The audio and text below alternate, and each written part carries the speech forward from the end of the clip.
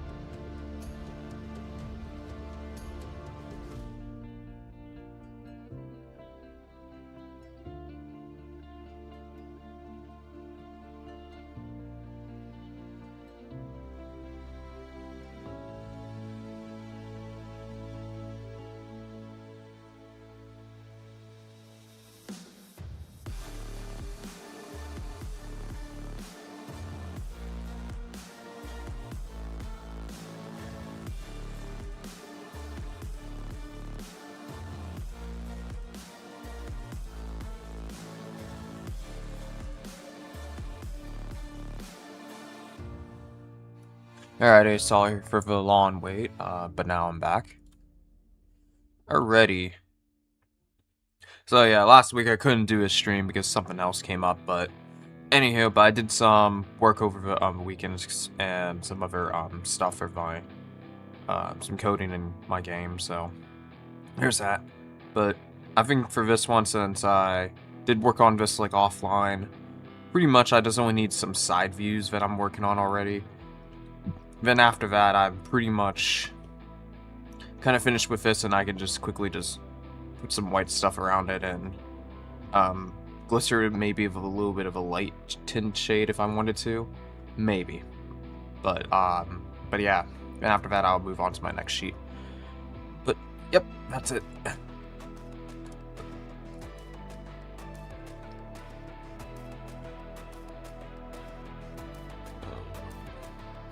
Started.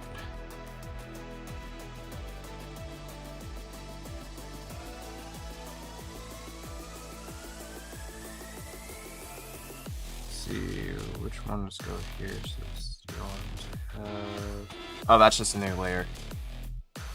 Sounds nice, man. Yeah. Oh, welcome back, off-brand honey. How's it going?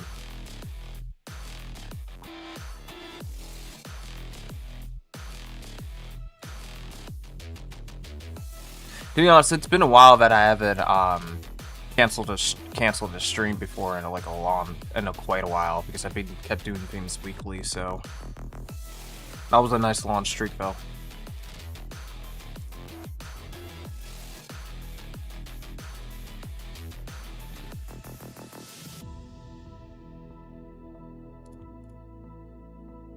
Yeah, this is the arm for that. The arm for that.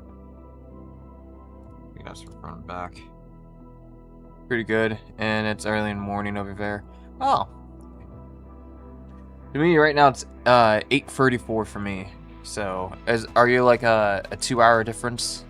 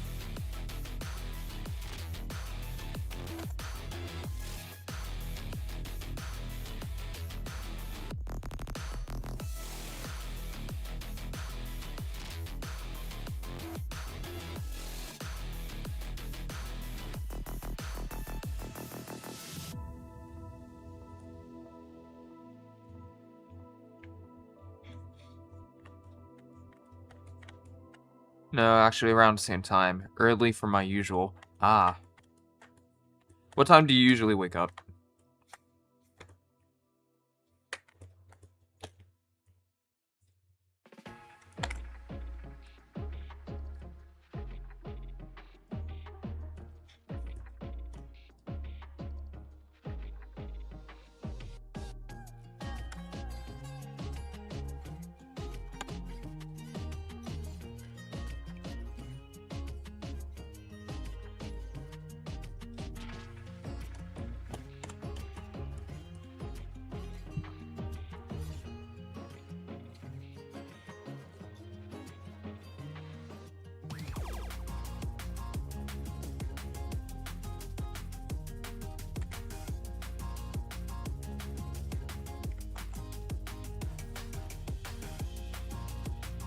Around 10, 11, since my shift is late, I sleep very often. Ah, I see.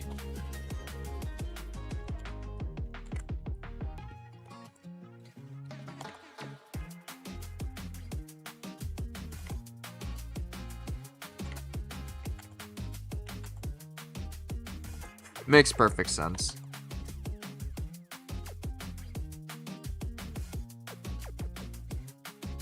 As for me, I do kind of have to like get up early in the morning anyways, so I can have more time to do my stuff.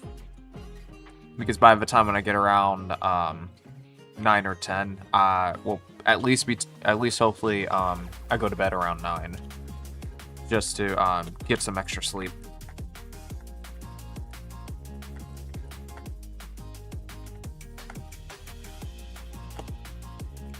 But most likely I've been hitting like between 10 and 11.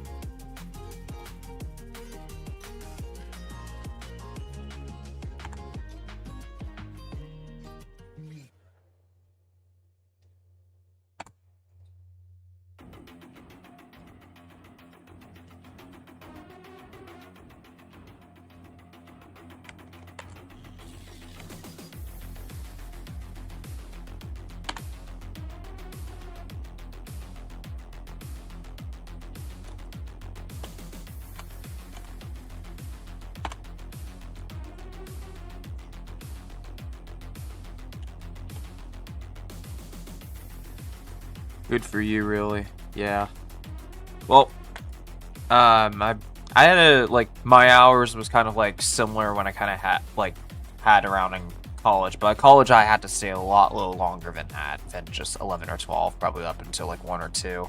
And then I started to get up early in the morning, so at least I do get more sleep time for that. So, yeah. So it's like a little bit similar to how like almost like public schools that you get up early in the morning and stuff like that to go to school. So something similar to that schedule, kind of like mentality. I know, but I meant some other schools do. I think they have you like sometimes wake up a little bit later than that. But from where I was back up in North, I had to wake up like around at 5 just to get breakfast and then head over to school around like at 6:15 to like get the bus, and then it starts at 6:45, which is very early.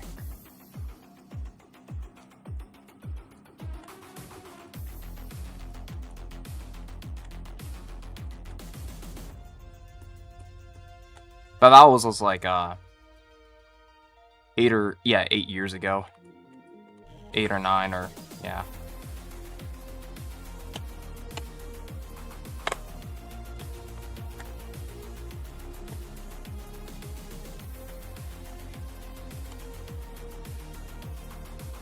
Hey, at least I'm not like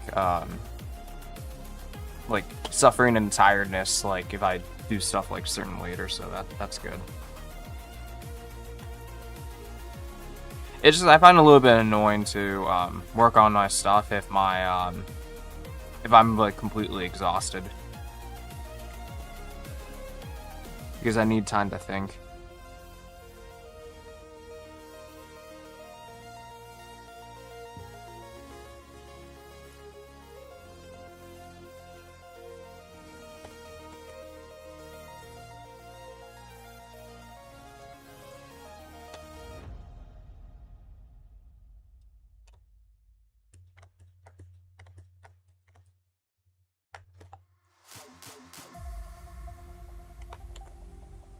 Actually, that sounds healthy. Yeah, true. I would say, but a lot of artists do kind of struggle with sleep because because the workflow itself, it's very tempting to stay longer in things. Nor if you don't manage your time appropriately, then you may have to stay longer to achieve a certain quality. But it's best recommended to focus more on health other than your work, even though it does require to have like a steady discipline to constantly do art. But after for a while, it does take a toll in your brain to prioritize your work over your health. If you want to become like between intermediate to close to professional, then that's when you start really have to worry about time management.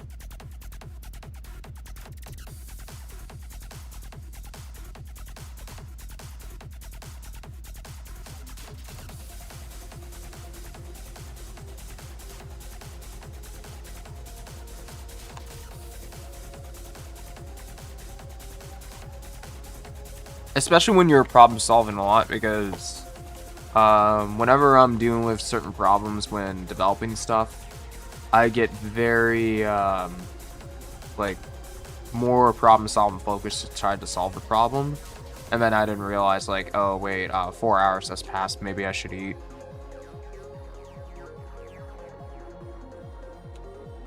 Because it's a lot of guessing work to see what works or what doesn't.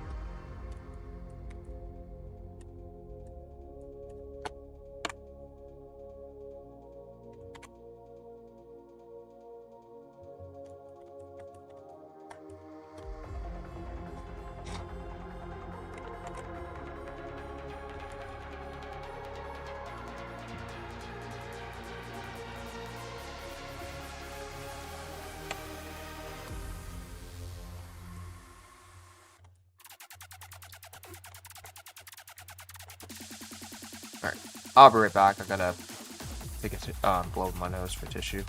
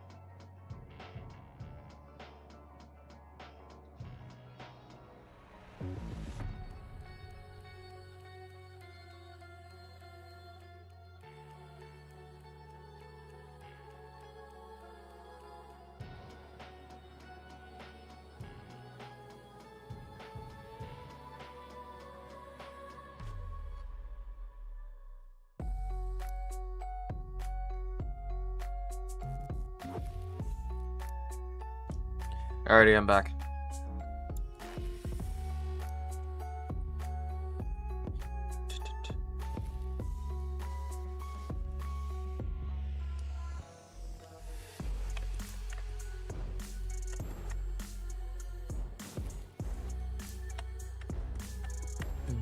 Pretty good that I have my AC turned up for the summer. I mean, well, turned down for the temperature, of course. But now the problem is my feet's a little bit cold. So sometimes now and then I have to wear socks if I want my feet to breathe.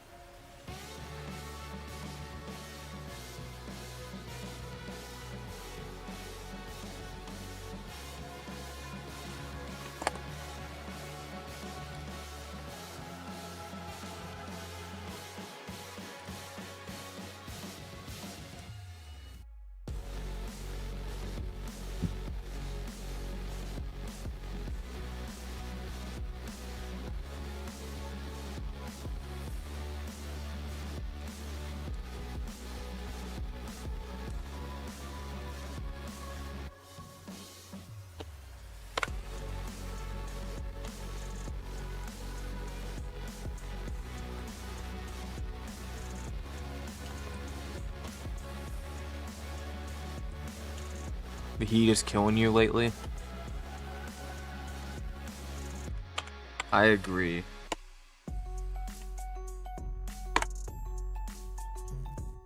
I hadn't gotten any like vitamin D in a while, so yesterday I did spend time outside, and oh boy, the amount of heat that I felt on my skin, it felt like I was getting like heat, like one of those heat rays screens that you just feel that like your skin is cooking. But I'm more tolerant to the sun because I do tan pretty much very smoothly over time if I choose to get outside more often.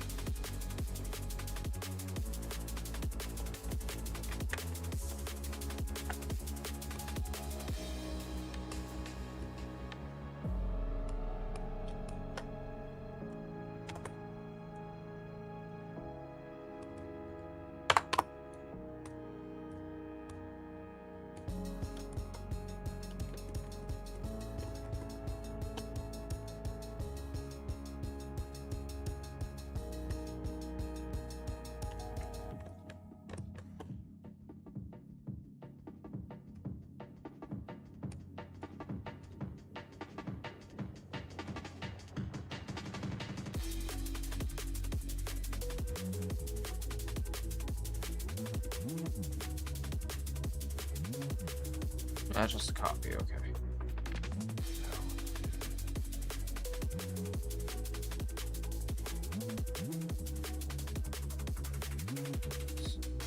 What's going on here? Oh, I see. That's what I changed. Okay.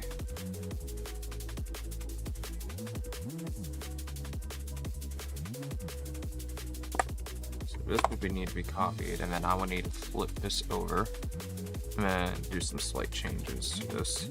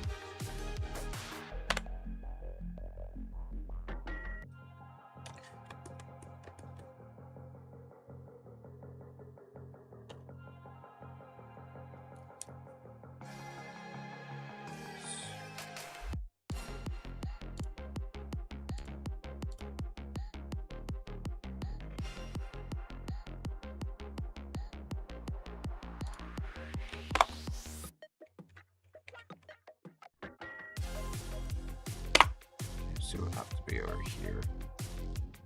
We'll hide this for now. Put that over here.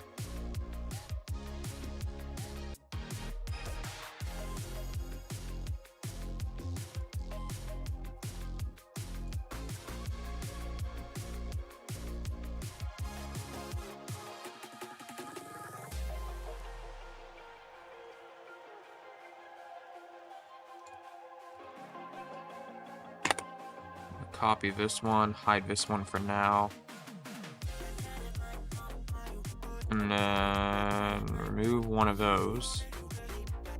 Delete that. Take this over here. And we're going to merge this to here. And we're going to remove this copy over here. Yeah, at this point, since I already drawn my assets, I'm just duplicating and then arranging things, so then we'll just do some cleanups in there. So basically it's just a lot of folder shuffling. Shuffling my deck.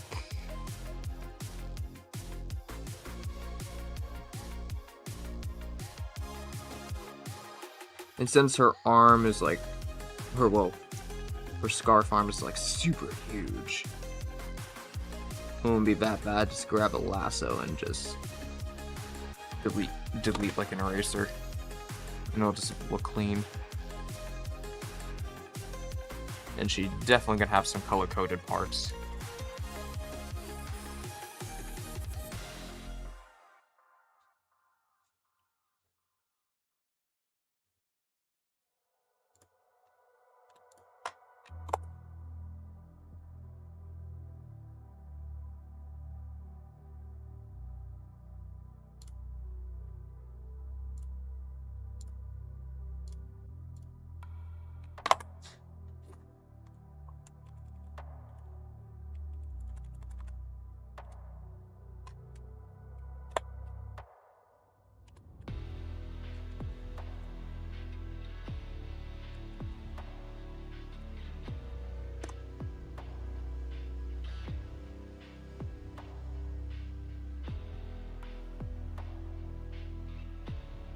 Those are same.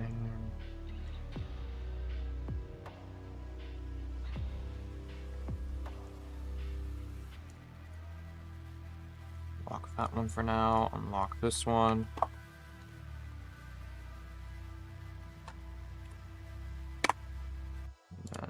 We'll lock that one. Unlock that one.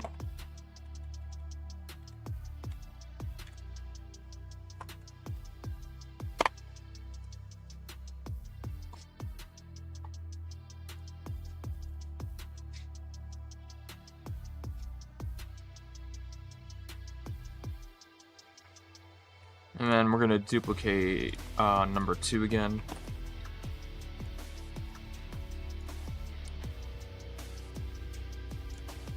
Move that.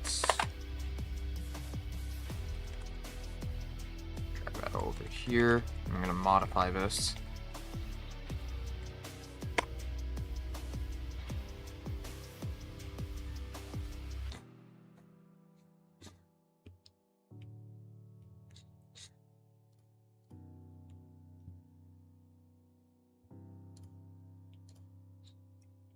Alright, and then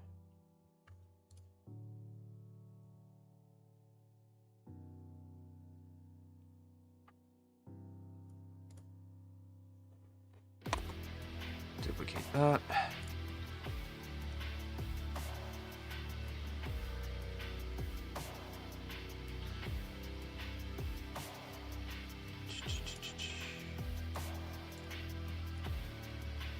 Get rid of that. Move that over here. And I'm just gonna delete that copy. And we're gonna take this arm. Hide that for now. Move that right over here.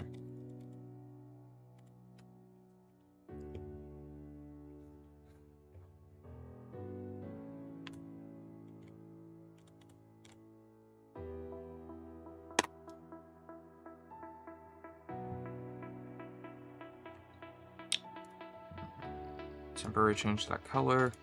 And we're gonna lasso it, and then we're gonna fuse him.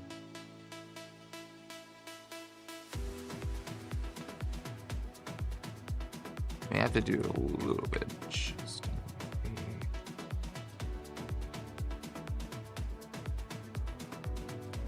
We're gonna might do a little bit of adjusting, but that's fine.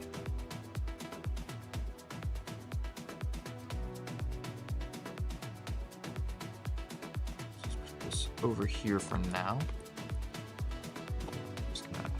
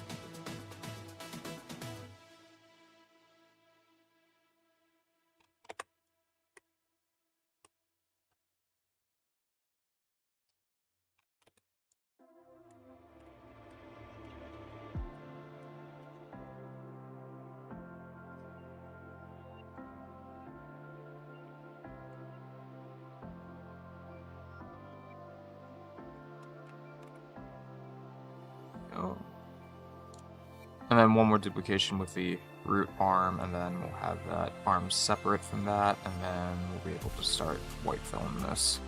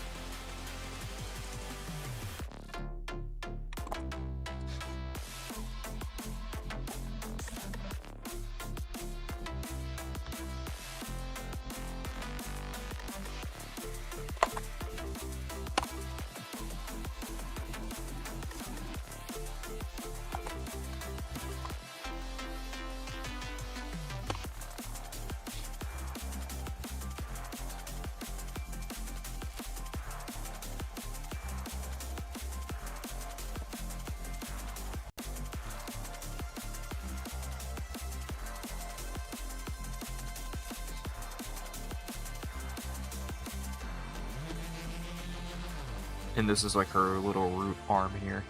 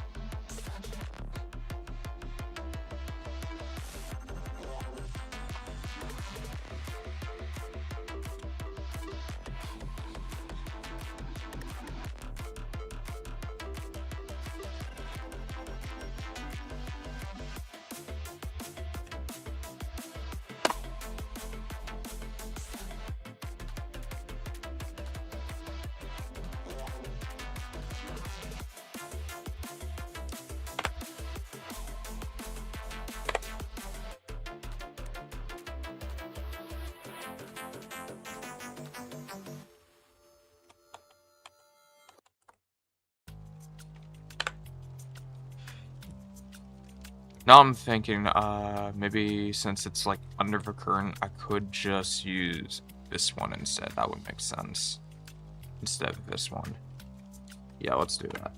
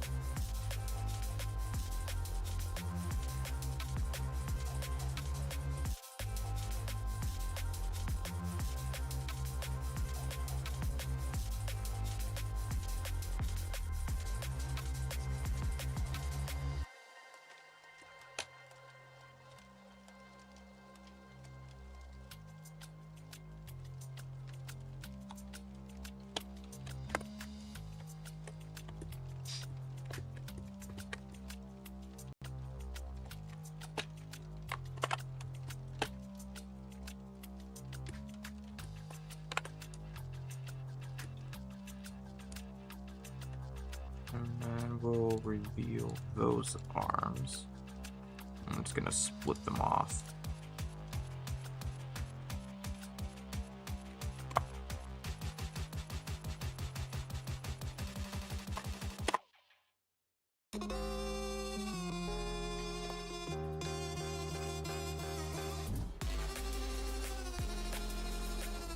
Well, I want to say that we could probably not put that over here. We could put this over here and make some space.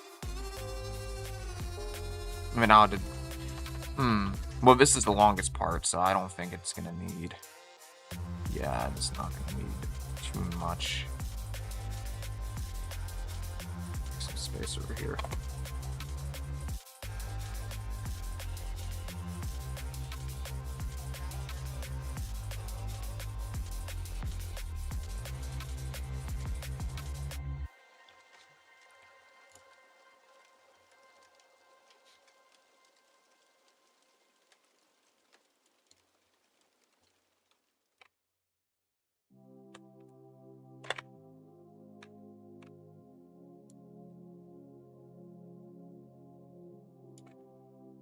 I could see the gears turning. For sure. Although I do love how I preset my layouts too, so it does help with the rulers and guides. But yeah, I can totally see this being 3D.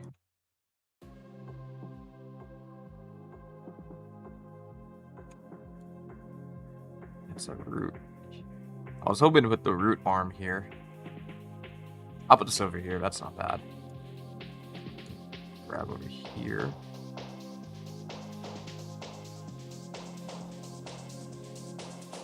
And this is like the back side of it.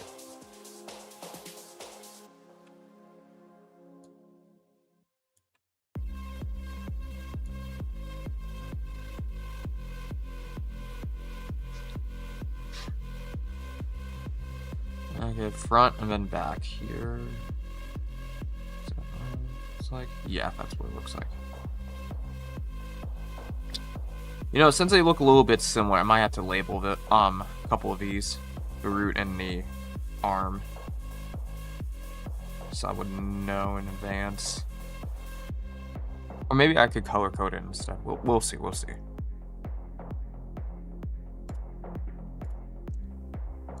Let me just do that real quick.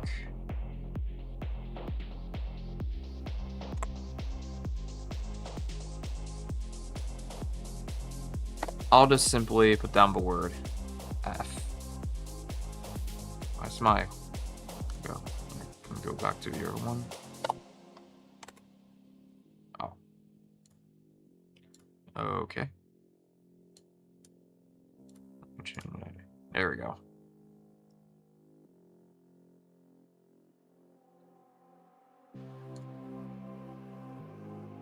I was playing around with handwriting fonts like a couple years back. Actually, a few years. So that's why it kind of looks like that, a little funky with the fonts.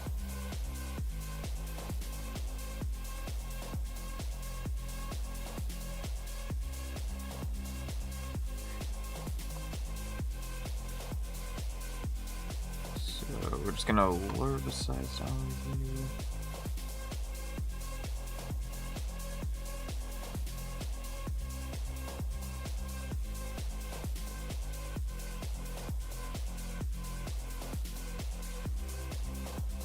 And I'll call this B, check mark.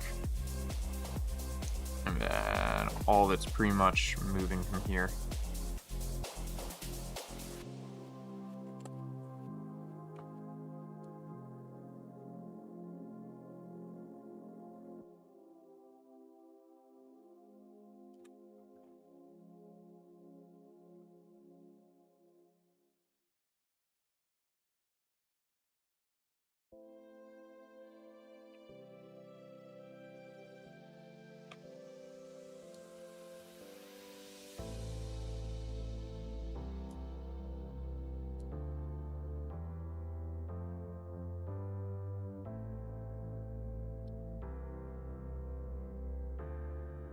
The only concept that I'm quickly just grabbing layers is I get a better smooth performance, but I may not get like an accurate adjustment here.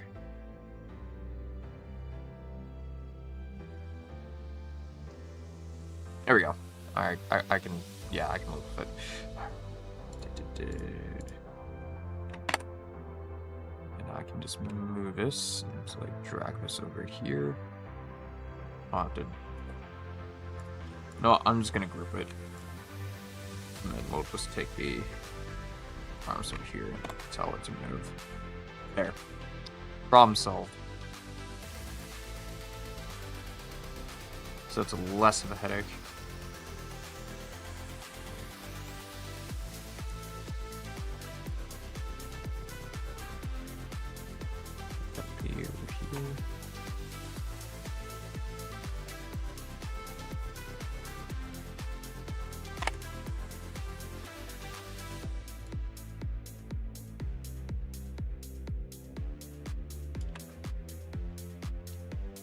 There we go. Now I shall understand this much easier.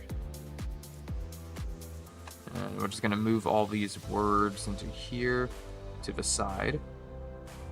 Wait, where did it go? Well, actually, let me put a folder in here. I'll just call this FMB text. And then we're just gonna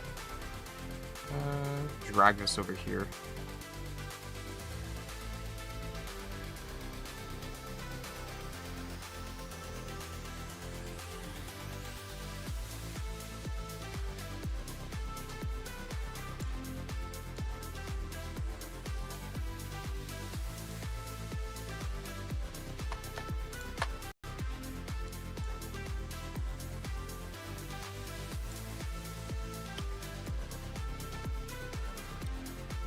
And then we'll just unlock this temporary, put a reference in there, so now we're really able to paint this without weird things happening. Then I'm just gonna double check if there's anything else that's appearing up here. So I'm gonna turn off the sure. Circle's gone and good. Okay. And then hit save for now.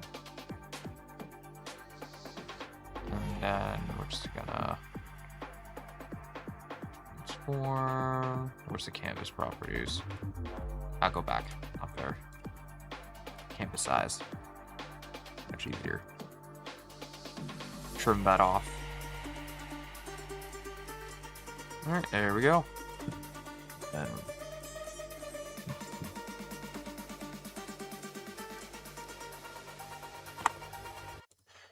all this. Really scale. Now for shading, I usually use a different tool for shading for if I'm just doing a for concept turnaround, which is pretty much optional, but there's a filter over here, or it's a right click here, somewhere here. No, sorry, my bad. Edit. There's a lot of buttons. Shading assist. Now, I only use this to help it with the observer process over here. But after I'm going to do shading assist, I quickly go over to here to do some blur effects with Gaussian, and then I just edit it with a tint brush from there just to make some changes. Now, I don't usually do that if I'm doing a kind of more like an illustration preview of a shading, because I get much better results if it's a final render. But if it's just a concept like here for just showing the turnaround reference, I'm not going to force myself to be too nitpicky on the shading part, and I just have like a rough version of it. So it'll be good enough to see as a turnaround. But you don't have to. Generally, the line art should speak for itself, but it's much more choices and preferences. So it varies.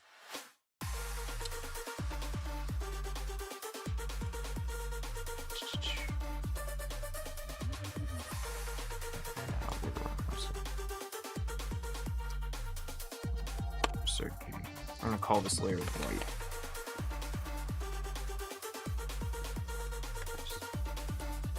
And then we're just gonna start dumping the... Wait, did I get the... Ah, I split it. That's why. Okay, so I have to grab this and this. And then I'll put the reference mode on, and then lock that again. And then, there we go. Just like that. I'm gonna spray some white. Get it everywhere.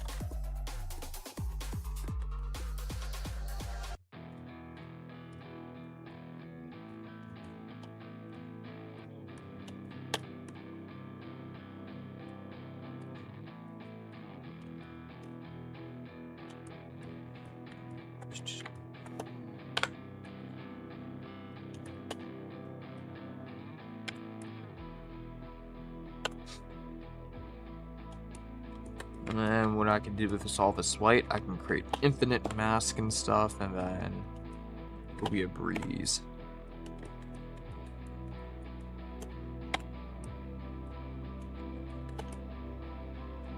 At least since Aseal's design, since it's just like one character and her tool is technically her magic arm and then the paintbrush, it's not that crazy like I did with Sella.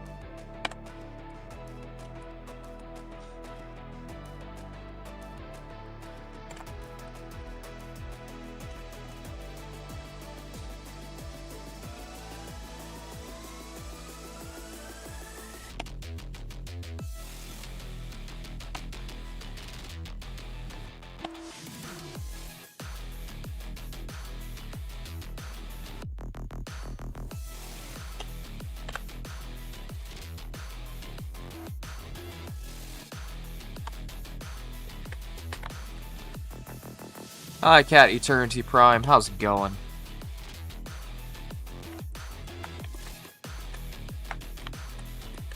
I'm just working on my reference sheet.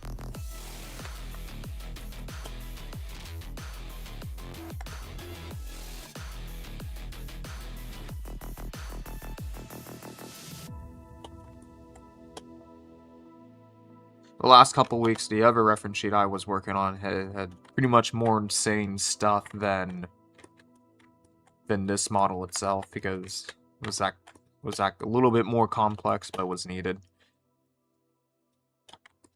And I've got, just wanted to see, know if I should use Clip Studio Paint 2.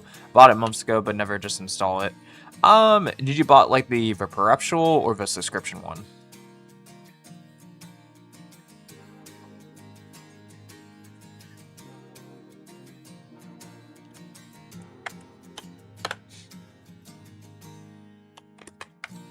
Perpetual version? Okay. I mean, to be honest, since you already bought it, I would just use it. Is it like the Pro one? Or is it the EX? Because I bought the EX like way later. But I had the Pro at the time. The EX. Oh yeah, you've been, if I were you, if you already bought then or made an investment for the EX, I would say try to start using it. But if you're like kind of like struggle like we're just starting in the beginning and that, don't worry about it. It's better off that you have fun breaking things before as you learn, so you know what to do next. But after for a while, it's not that complicated. It's pretty much you're gonna find like certain things in Clip Studio that, oh, I like this technique, and then you're pretty much gonna use that much more often than exploring all the buttons, because sometimes some buttons may help for certain things, but really it's just to help you establish a workflow. My friends told me to use it while learning. Yeah, I mean, if you didn't bought Clip Studio yet, and if you were just like for example, if you haven't purchased it yet, if you haven't, then I would say temporarily just use Krita for now, just to learn before you make that investment. But since you already bought it, you might as well just use it.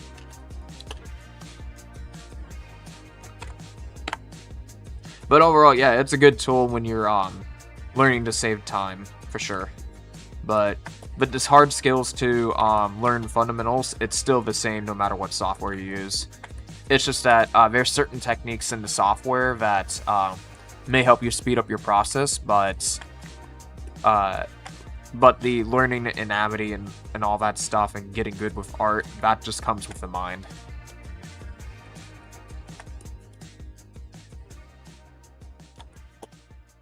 Because you can still make art like this in Krita.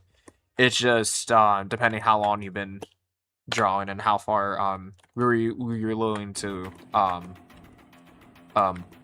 learn while you work on your stuff, other than just the software itself. But yeah, Clip Studio is really good for speeding up work, for sure.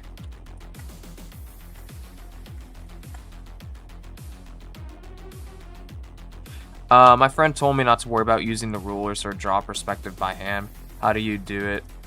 My friend made a model for me, but she's very sweet. Well, for perspective, most likely, if you're starting out perspective in the beginning, if you're like, for example, have no idea about perspective like completely as an example, then usually if you practice with rulers and draw like basic primitive shapes, and then see how perspective goes with 1.0, most likely you're either 1.0 or 2.0, you kind of can see where the shapes go in the beginning. But then when you're drawing like hands organically, it's better off if you're early at it just to look at your hands or find a reference in the hand sheet. But it's always recommended to look at your hand itself, because it's very universal for 3D wise, because every time when I move my hands like this or like that, it's a different shape completely.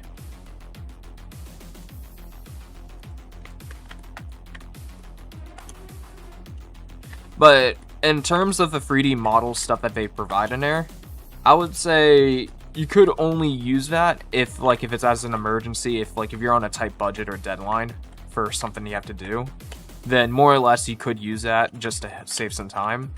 But it's always nice if you have like some free time on your hands just to organically just do it the traditional way. But much more, it's just breaking down shapes pretty much when you're referencing anything. And plus, to get away with certain areas of the hands, sometimes if it's not the immediate focus of the of your work you're working on, and it's just like perspective is like this for the hand, you don't really have to worry about too much over detailing the hand because they're not really going to see it too much. So sometimes some people would do like, I don't know, let's go with an example. Sometimes some people would maybe do some blobs like this as a hand, but it's only if it's like very this far away. And that's the only time you can kind of get away with that stuff, because we're not really going to go like, let me just zoom in like all the way up to pixel 0 here. But over time, most people are going to develop hands like to save time, since the thing is about hands, there's like, I'm going to just draw them like super quick. You got like, let's say how many parts over here, parts over here, parts over here. The more parts you have with the hand, the longer it's going to take. So some people who like to save time, they just maybe just draw like a silhouette version of it and just keep it to like 2 shapes. Or maybe 3 if you want to do something like kind of like this, breaking it. But the more you break your hands like this, then the more time you have to take. So most artists just like kind of cheat it a little bit to make it look like it's real.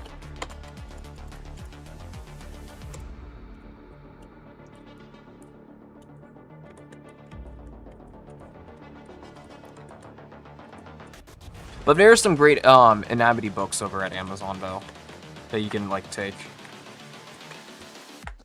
Because if you're just learning anatomy from the start, there is a lot of good real still life anatomy books. So if you want to like have a like some kind of nude person or something that on your reference sheet, there you can find that as back in your references, and then you can just like practice off stream. Can't draw feet either. Yeah. Actually, wait. Maybe I do have I can offer like a free, free and like a website, but it's more Pinterest based, but it's a website within a website where it's dedicated to specifically much more good for beginners. If I can find that real quick, that would be great. Oh, I think I found it. I knew I bookmarked it somewhere. But it's gonna take a little while to load because it's a lot of shit. It's a lot of stuff. If you just bookmark that, take the time, and then you can find some valuable information in here. But in my opinion, since these are just drawings within references, I'm gonna take this like that website a grain of salt, because if you're really practicing anatomy from the beginning, you still need a still life to do it, or at least a realistic enough photo to practice proportions on. Because if you're practicing proportions on already a drawn made for already that's stylized, or stylized for certain references for a certain product, then it's going to dilute practicing anatomy just a little bit. So just keep that in mind. But overall, it does help you on certain things, so... Because if you start off like a little bit of realistic finding for proportions, then that's fine. And then once you get used to it, when you get to the intermediate zone, that's when you start like stylizing certain shapes and proportions.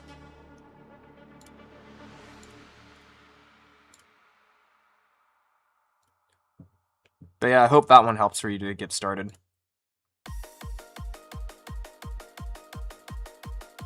I don't even touch perspective yet. Y'all got that? Perspective is inevitable. It's in everywhere, unfortunately. I'm sorry, but yeah.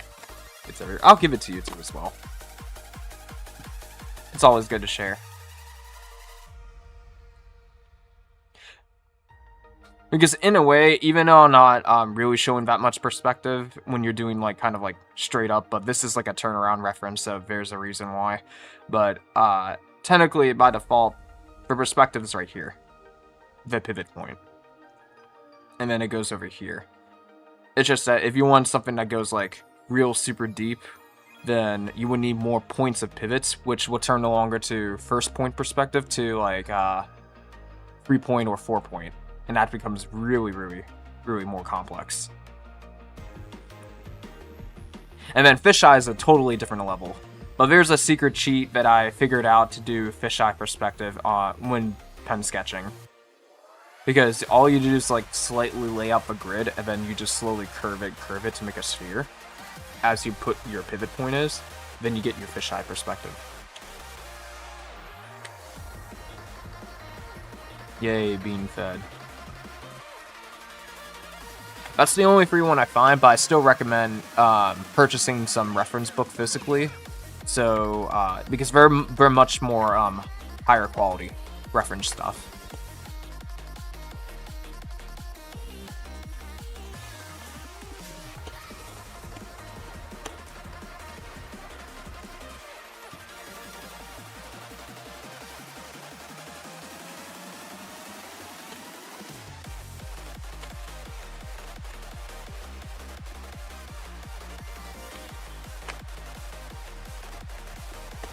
And as for feet, it's pretty much the same thing I mentioned with hands. You just gotta identify which certain shapes that you can break down and simplify. You don't really need to know, like, super anatomy words unless you're working very, very closely on that's absolutely necessary for whatever reason, but the reality is that if you're doing 2D, you're just creating the illusion.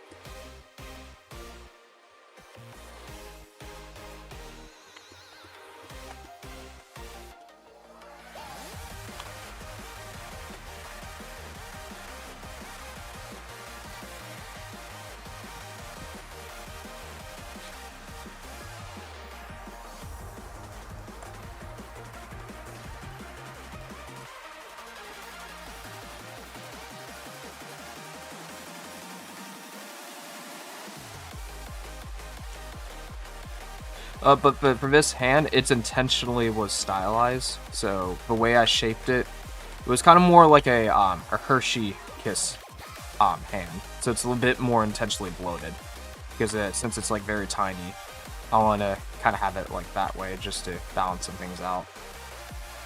But also kind of like save time when I'm kind of like doing 3D stuff out of it. Because if I'm gonna have a lot of characters in my game, they have to be chibi. Because I'm a one-man show.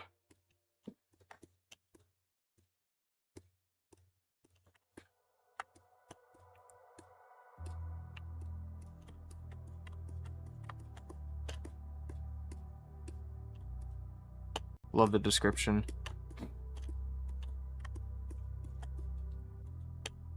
Thank you.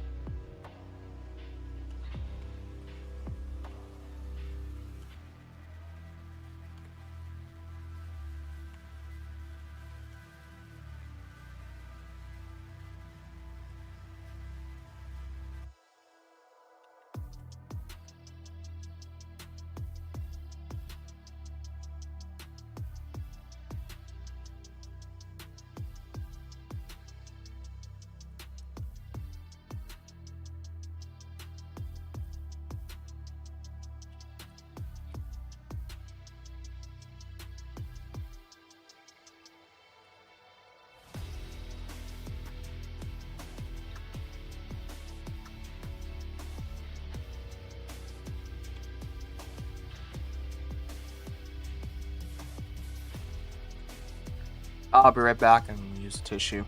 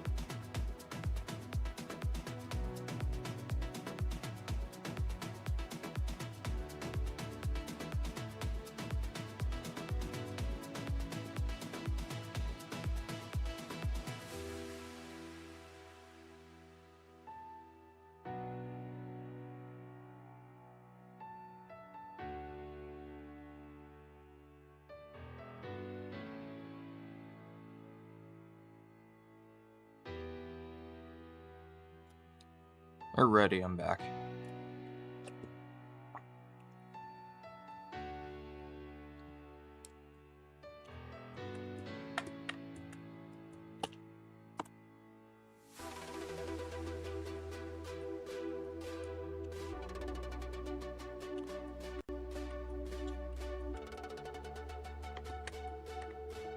Thanks to the link, very helpful. Yeah, no worries.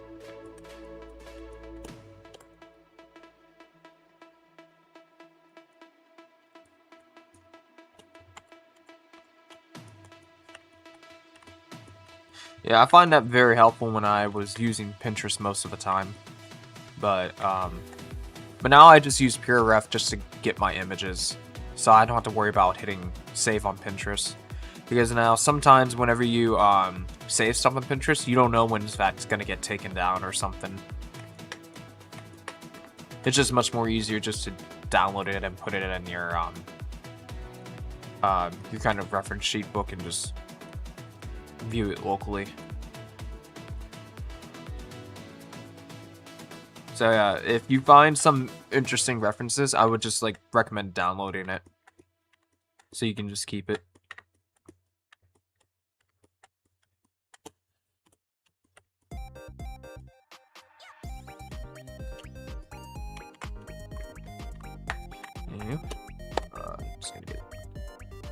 Just realized I'm gonna grab all this so I don't have to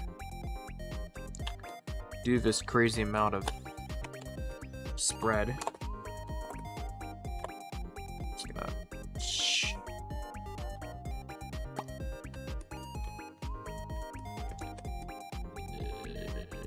is in the center. Let me see. Maybe just a little bit. Good enough.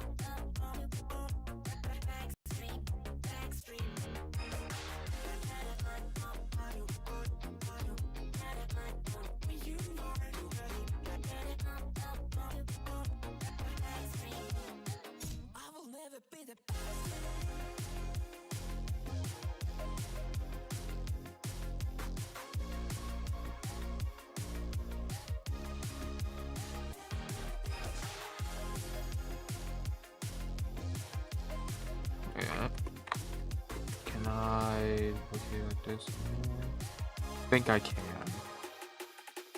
See what happens.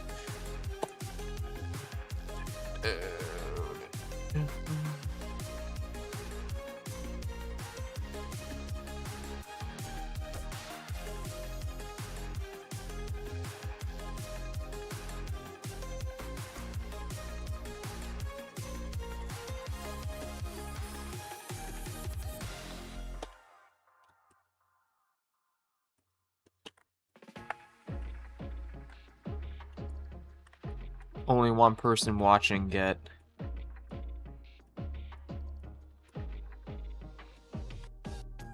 Yeah, it happens, but hey, I'm more interested just casually in streaming for now at the moment.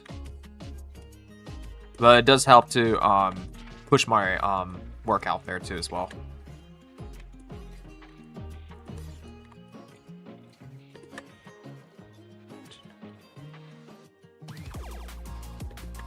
But how's it going drawing F3Y?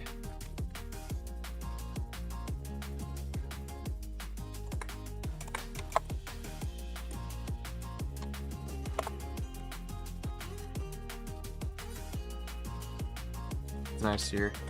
Hey, at least the bright side of it, it's if you want to chat to me, you can. It's not flooding or anything. But if it does come to that at some point, then I might have to just limit it so I can easily just read it easier. Which I don't know if it'll help or not, but I'll cross that bridge when I get there. But for now, it's very chill, and then pretty much we can just chat and have a normal conversation if you like.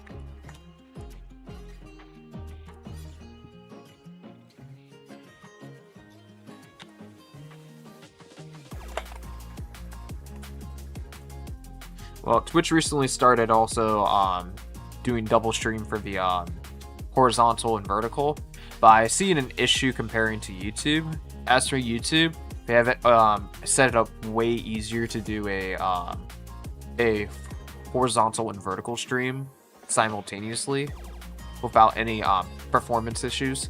Now for Twitch, I took a peek at it a little bit, but I could be wrong. But the way it appears is that they give you a separate stream key, or they use the same stream key, but you have to import it there and then double stream on your hardware. Which I'm already double streamed on the hardware, only one on Twitch and one on YouTube, and then YouTube's doing the work for splitting that into a vertical and horizontal. So probably not going to use that feature at the moment for Twitch because the way it's set up, it's like a little bit hassle. But you'll become big one day, so keep it up. Yeah, will do. Yeah, I mean, I right now have a consistent schedule with YouTube right now, and I think that's good. And then I do make shorts on top of it, so whatever from the stream that it feeds in, I can just use it as a schedule to upload small videos, which is cool. Because every videos is going to be like a hit or miss nowadays on YouTube, because it doesn't matter what tags you have or anything. It's just whenever the algorithm feels like to feed it in. At longest that your video is like before 2 days old, you're pretty much good.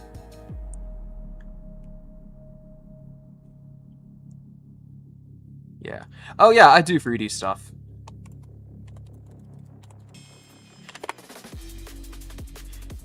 In which, but I got started in well, I actually finally got into like and got into VGen because I was taking a look at it for a while, but oh, Nightbot was a bit too late, but I sent it in anyways.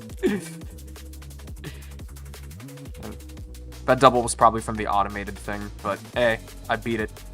But anywho, yeah, right now I'm just trying to figure out like how I'm going to set up like VGen at the moment, so just like at the moment, just thinking about how it's going to work out.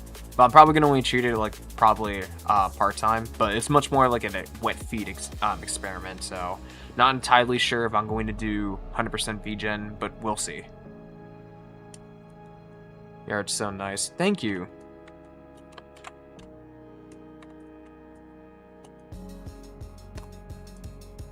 Yeah, but I bet my work has have a great investment, because I did invest pretty much a lot when learning how to do gaming development and 3D art assets. So, spent a lot of money on that just to get that knowledge, because there's so many 3D pipelines, there's too many on YouTube that it's going to be very difficult to follow to see which one's the appropriate pipeline to follow. So I ended up going to a professional school and learned a lot of stuff about 3D because it was just easier for me. Yeah, the college I went to is SCAD, but I graduated in 2024. And this was before generative AI latched onto that, because I think in 2025, that's when generative AI started doing 3D.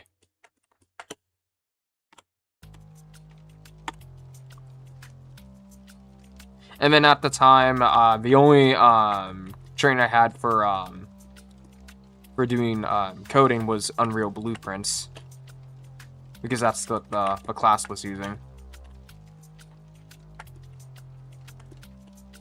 But now I'm learning Godot, so it's interesting.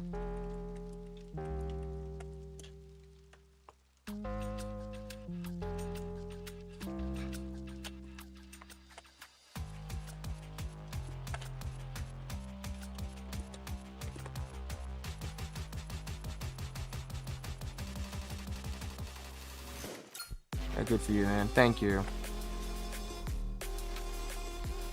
I would say the education was great, but it was kind of sad that I graduated at the wrong time. There's nothing I can do to control that anyways, because 2024 is still considered like a transitional phase where everyone's just rethinking how pipelines and workflows should be. So it was a little bit in the tornado, but whatever that's left, I'm gonna make something out of it, so, which I am. Because I did have some thoughts about, before I even choose which kind of major I want, I was conflicted with animation, sequential art, and gaming development, and I did want to make comics in the future, because I felt some ideas I was pushing more towards to stories for characters, too, as well.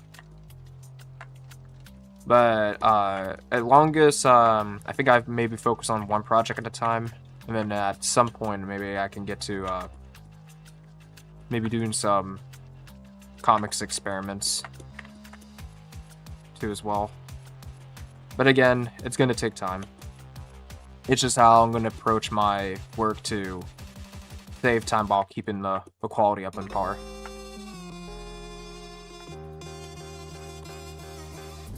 And plus, since I'm already making stuff right now, in the future, if I do have more assets that I made, that I could easily create my own toolkits to get stuff faster, which that would be cool. I think he was like 600 something subs, so why only 2 watching? He's like good at 100%. Well, my YouTube channel was technically around in it did start in 2013, but I didn't really do anything with it until 2016. But then when in 2016 at the time, I was more focused at making gaming videos, because I was a teenager. Teenagers like to play games, and I was much more of a very hyper person at that time. So I did have like a lot of older subs that were in the realm of me playing video games on PlayStation. And then Minecraft as well. And then around in the late 2020s, I transitioned to... Oh, well, actually not late 2020s, my bad. Early 2020s. My bad. So let's say 2021 or 2022. I kind of transitioned slowly more into art. But I still play games, it's just that I'm currently at the moment prefer just to play video games off cam, because whenever you're trying to do some video games let's play and stuff like that, there's a lot of competition and a lot of goalposts you have to make in order to make it much more of a living to do, and it's just very much more competitive versus starting a your own assets or a business off of YouTube's revenue. Because I think back in like 2015, YouTube's AdSense was like very less strict. Then it became more strict in 2017. So I only had a taste of it. Like, well, I don't know how I got away with it when I was a teenager, but I did made like, let's just say $10 between 2016 all the way up to 2017 from YouTube's AdSense. But then when 2017 hit, they had to cut it off because they changed up their policies to have a goalpost to reach to that.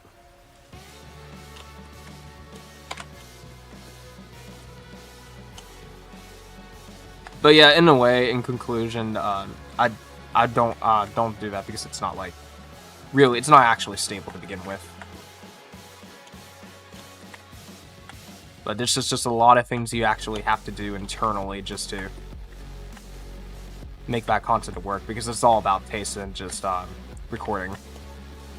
Because it really doesn't matter what kind of video edits you make, no matter how great your video edits are. It's not going to change the outcome if you're actually going to make something out of it. But since I did transition and more completely in 2024 and got my eggs in order, so now I'm getting more subs that are much more interested on the art side of things and design and the creation of things. But there's still half of the more than half of the subscribers I had were back then were interested in me playing video games, but most of them were are technically inactive subs in a way.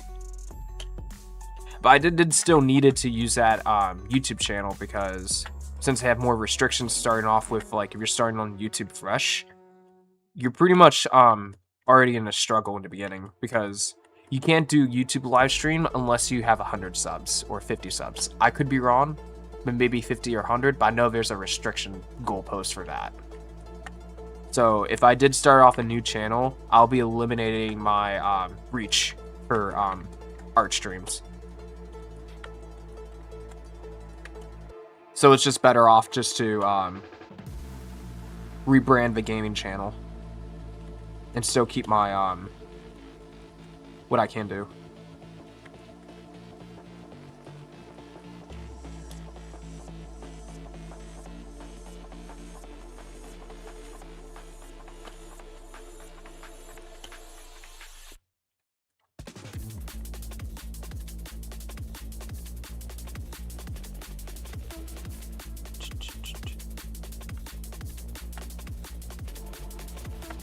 Alrighty, I'll be right back real quick. I'm just gonna get tissue again. Sorry, I just live in a place where you think you can get rid of dust, but it'll always come back within less than a few days.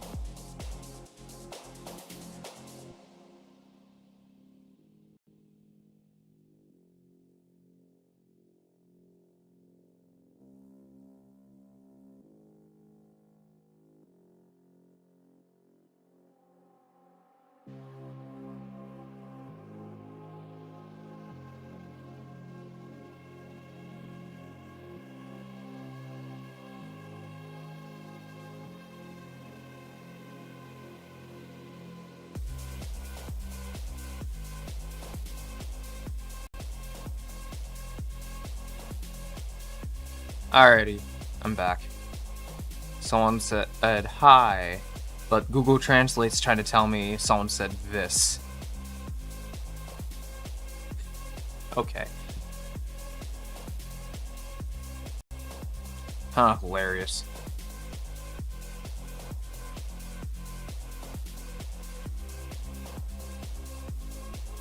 But anyway, I'm back.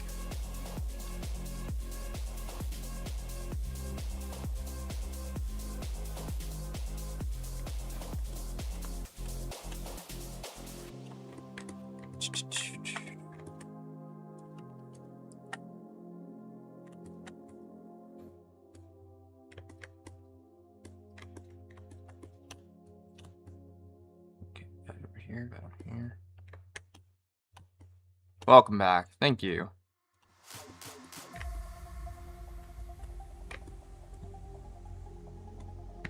Still gotta drink lots of water. Even though you're in a cold AC or something like that, your body temperature feels like, it's dry in here. You drink some water. Because it doesn't save you the fact how the heat is outside for the down south.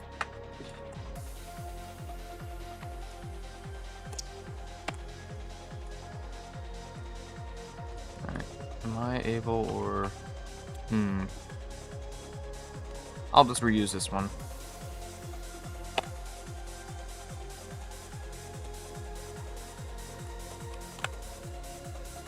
Yeah, I feel that.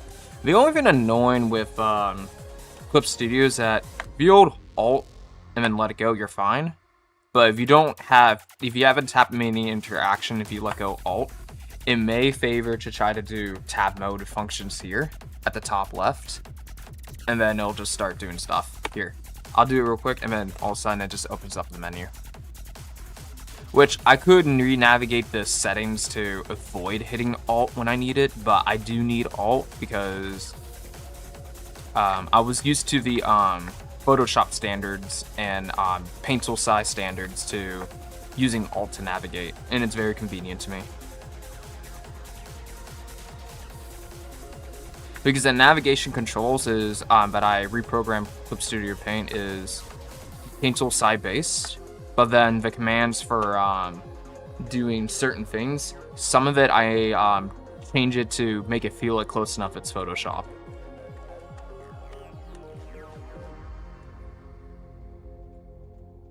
It was just easier for me that way to do it.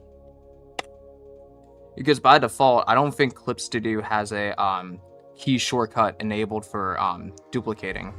So I had to create one by putting in Control-J to duplicate. But you could do Control-C, Control-V, and that's just fine. But I'm sometimes just lazy. Because why not hit 2 hits while you can hit 1 hit? And sometimes I do have to hit Control-C, Control-V, because if you Control-J, it just duplicates the layer, but it ignores the whole asset thing.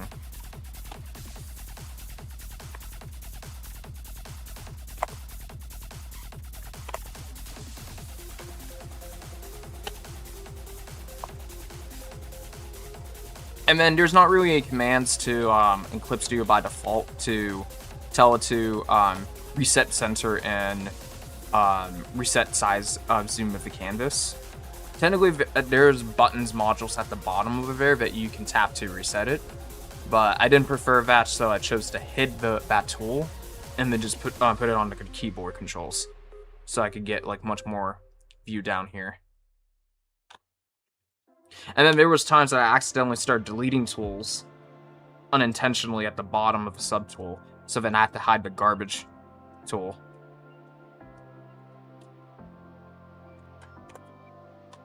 To avoid doing that.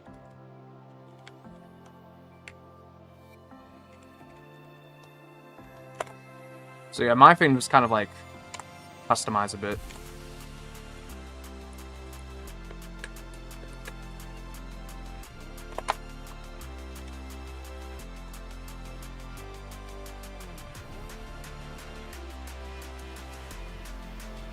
And then after this, I can just edit what I have. Switch it a little bit.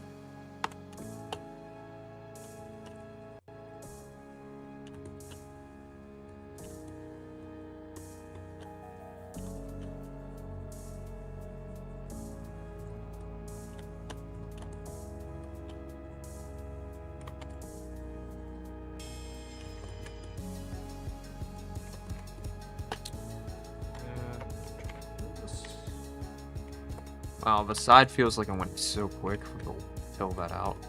Alright, now I got to get the arms, and then we'll do some value touch-ups. Your art looks wonderful and beautiful and amazing, cool and great, and you really are a talented person. Hope makes your day to feel better. Oh, thank you very much. Much appreciated. But hey, since you're new around here, feel free to check out my other social media.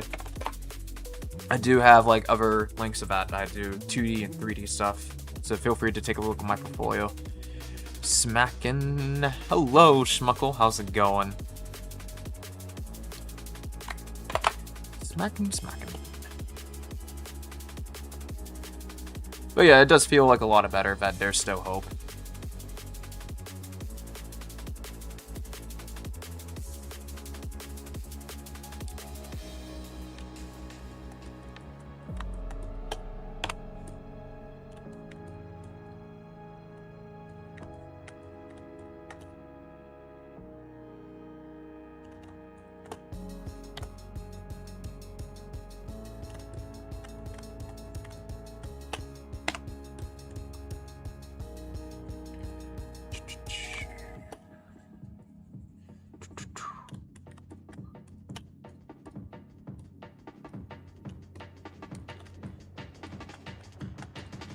And those in the morning or daytime, happy Friday.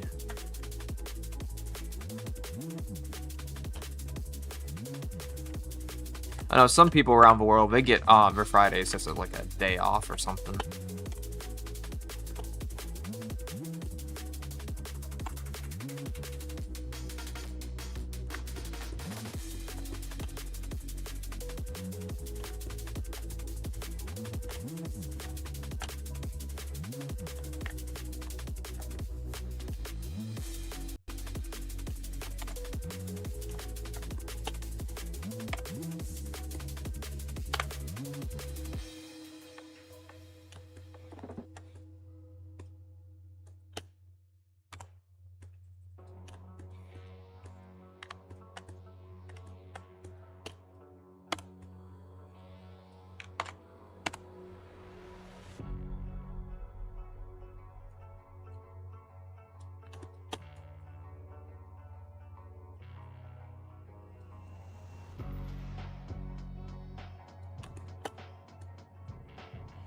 Not bad to fill out, just a very small root piece.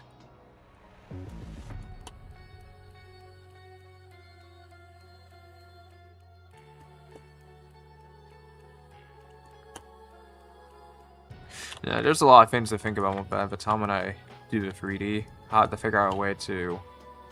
Well, I'll figure out a way to create like a cool animation where she slice her root arm off or something.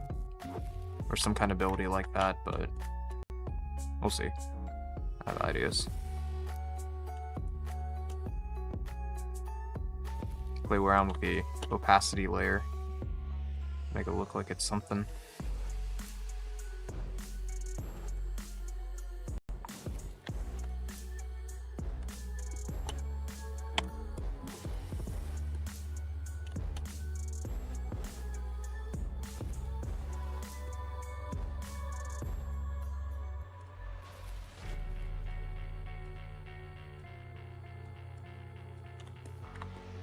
Yeah, more. Yeah, there's a lot of things I could get away with animations with chibi, but the chibi size does help for like making animation, like custom animations, like much more, a bit more faster and robust, and to do a lot of things with it. But except for the only part that you can't do any certain complex animations, like if this was a full inanimate figure, then you can probably do more motions and stuff to show it, but then I'll increase a lot of time you put in. But there's a lot of things you can get away with still.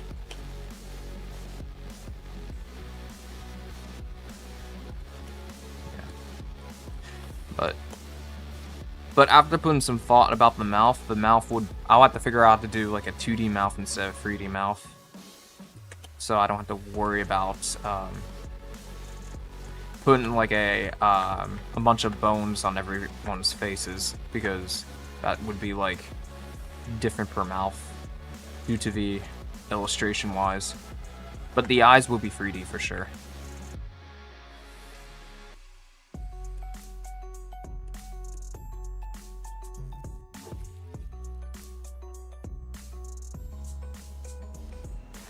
And then one of my brainstorm ideas to have much more of a comic feel to this game as a style. So I may have some motions that I want to figure out how to do in Godot to have like a pull, like a panel moment while in certain interactions.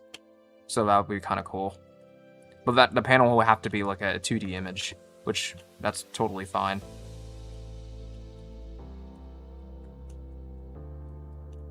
Because I think the only time when I'm gonna do like a 2D moment is probably to show like the full the real version of what they actually look like than the chibi mini size. But there's a lot of ways you can get away with in terms of time.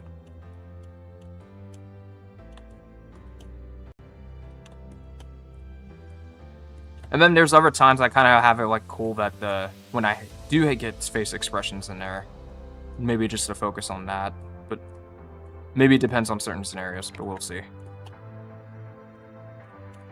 I'm still in like the early phase of prototyping stuff.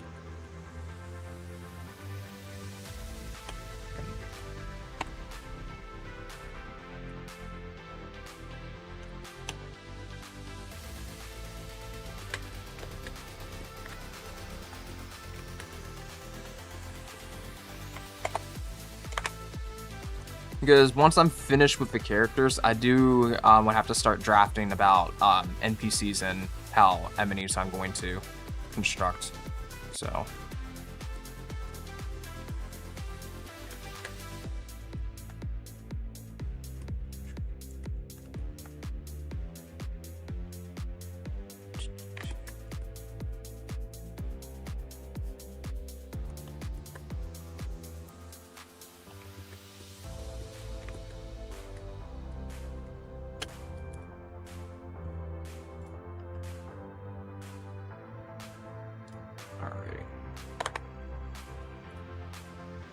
But it's always the hero characters that are going to have a lot more detail than the other concepts.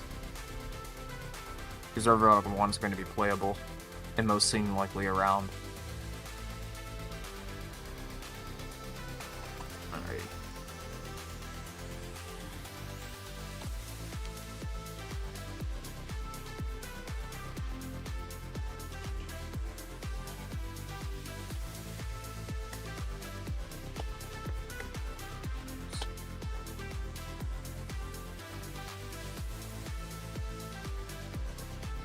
Now, the reason why I put a lasso over here, so when I tell the machine over here to do some cool stuff. What do you mean it's target over here? Oh, wait, that's right. I don't have to create a new layer. Alright. How about now? And then I can just adjust this. And then that's the early start, and then I can just edit it from there. Just save some time. Still shading. Okay. No, we want still the... Here, let me cancel for a little bit. I keep that like straight down. That's what I want to change. Okay. Because I can make that circle a bit bigger though.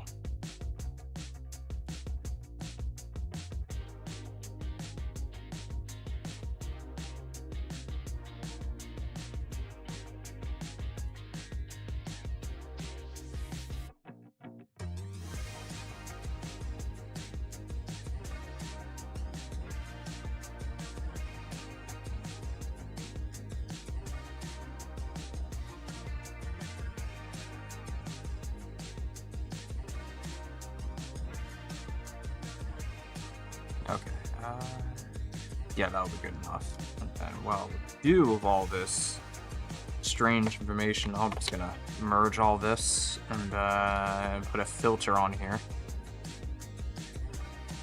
before I start editing this.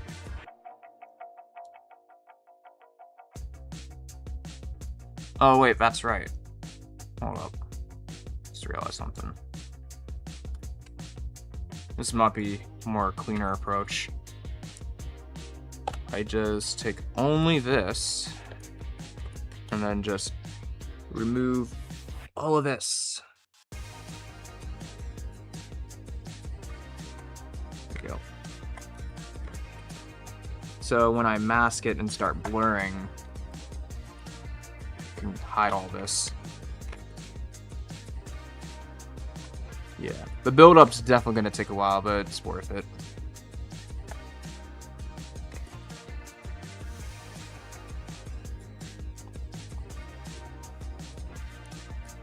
Because I have a feeling there's going to be a wave of indie games coming around in 2030s.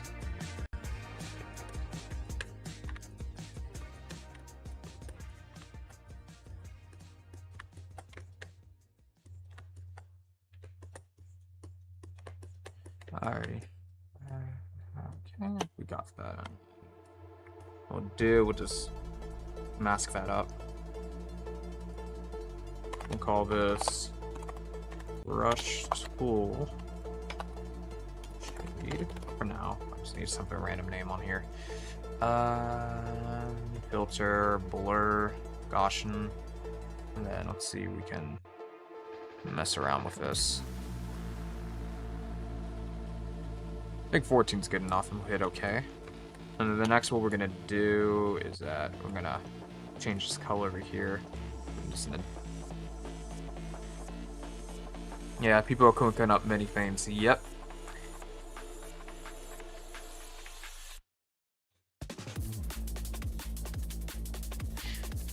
Even though, meanwhile, there's a lot of layoffs happening in the Western side of things, but hey, that's not gonna stop everyone to create things if they wanted to.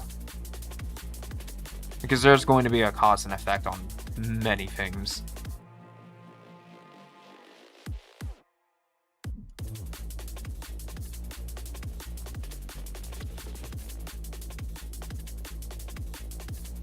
Yeah, but competition is going to be great in the future.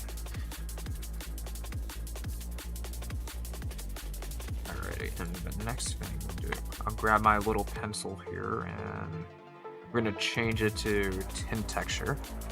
We're going to make this bigger. Start swiping around here.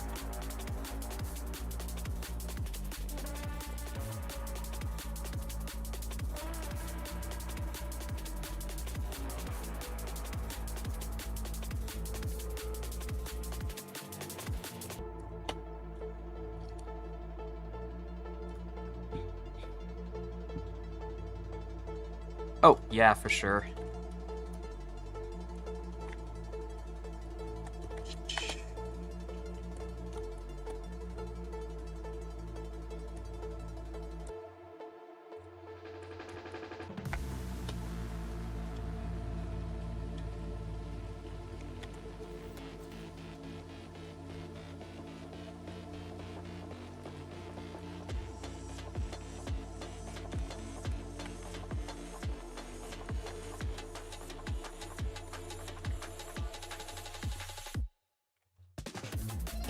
And I want to do that, I will have what's called multiply. Well, I don't think multiply is going to do anything, but because it's just white, so it makes sense. But I can still lower the opacity. I think it don't matter. Yeah, it don't matter. Don't matter if I multiply or not. I'll slow the opacity.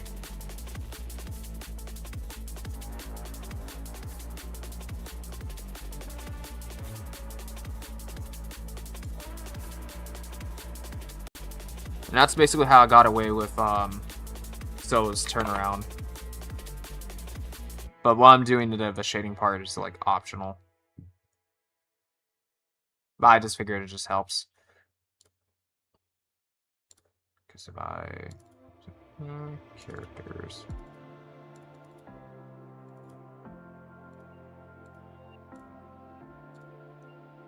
Because I did it to this one too. File's huge.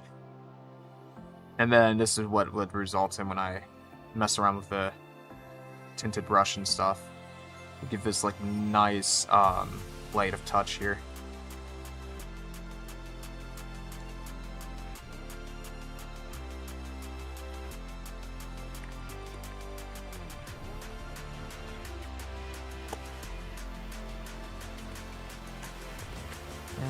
since it's a straight line over here, I'll have to... Might have to unclip the ears so it's the top of here and treat it separately. So we'll just remove... So we'll remove this around here. Keep that. We'll have to remove this. Alright. And then we're going to tell this thing to do some shading in advance. Oh, no, I wouldn't need multiply. That's right, because I'm going to put like an underlayer there if it'll change. So yeah, I would need multiply later on. Okay. Just shading this. Let's see what we can adjust here.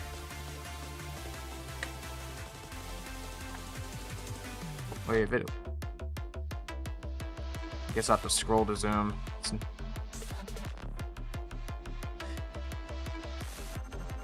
For whatever reason, it's not letting me rotate in this mode. I'll deal with it.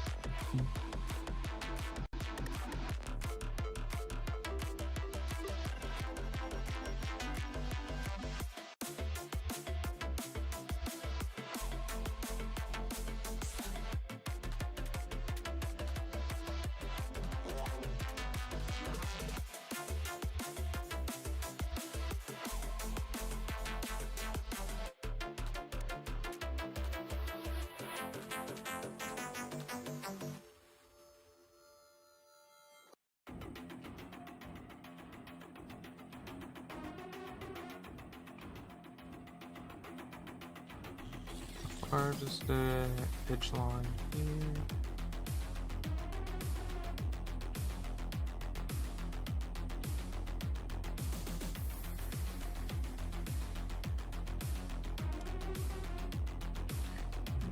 Let's see. Might have to keep it like that for now. Yeah, we'll work with it.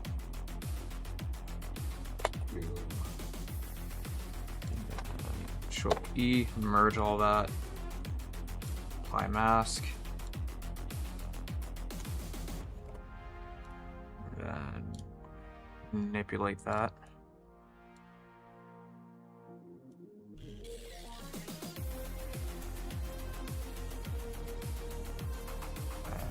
Filter.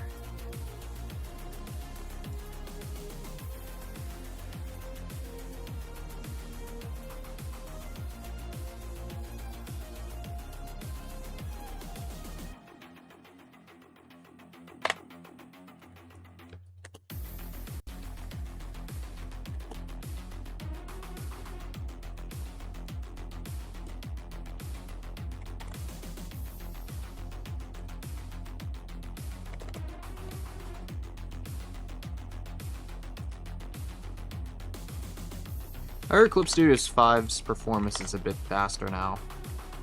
But I can hardly tell because, well, maybe in certain areas when you're trying to move stuff and stuff, but I do have a lot of RAM, so it's a small difference. So I'll just wait till like maybe Clip Studio 7 to buy another EX. Because there's not really a huge difference from my point of view.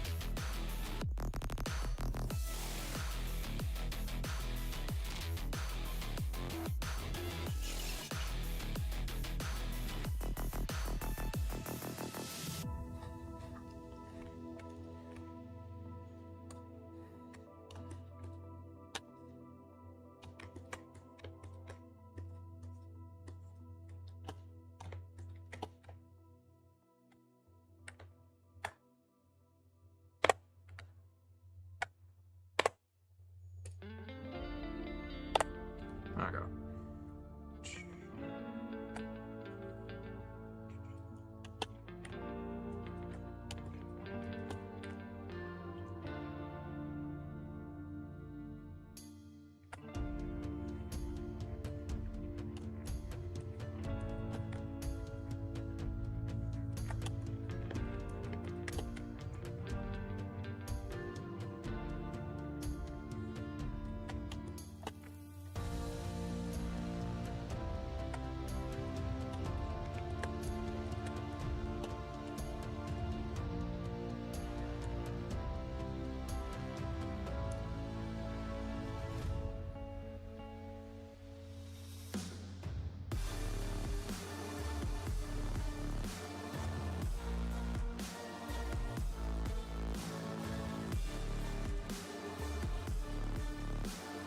Oh. Forgot to remove this one.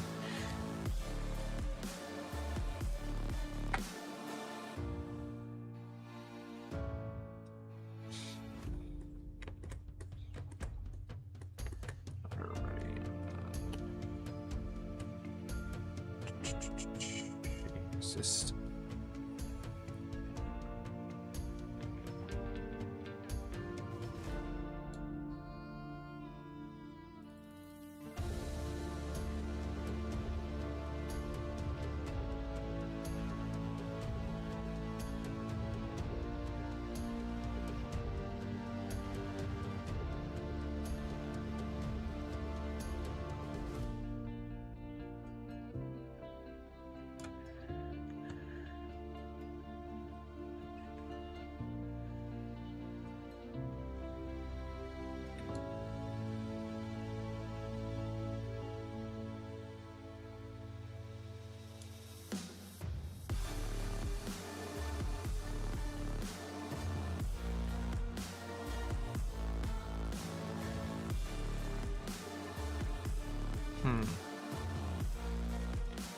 Might have to break this off.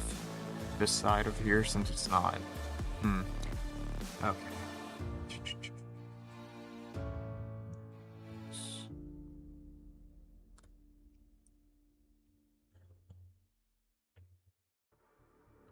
Or got some ideas. Do a light erasing.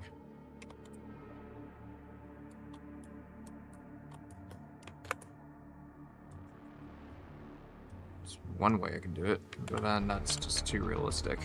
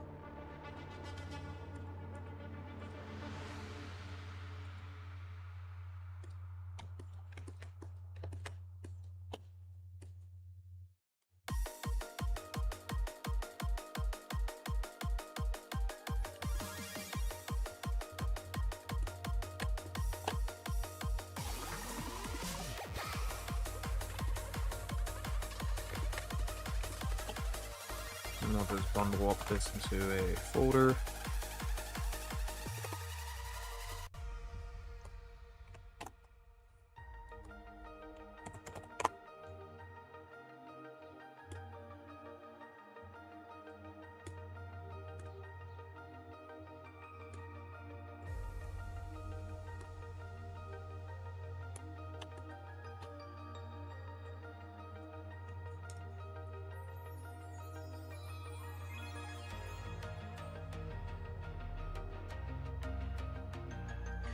A good thing the reference layer still works. I can start valuing it. And it'll just change right off the bat.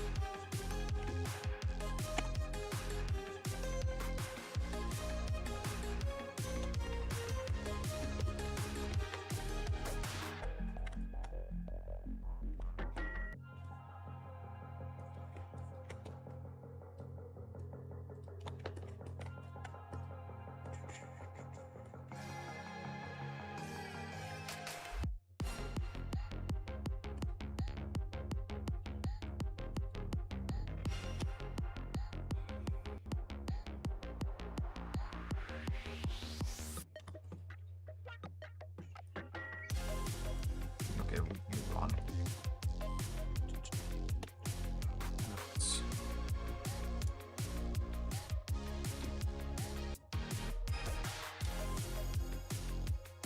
Now turn that off.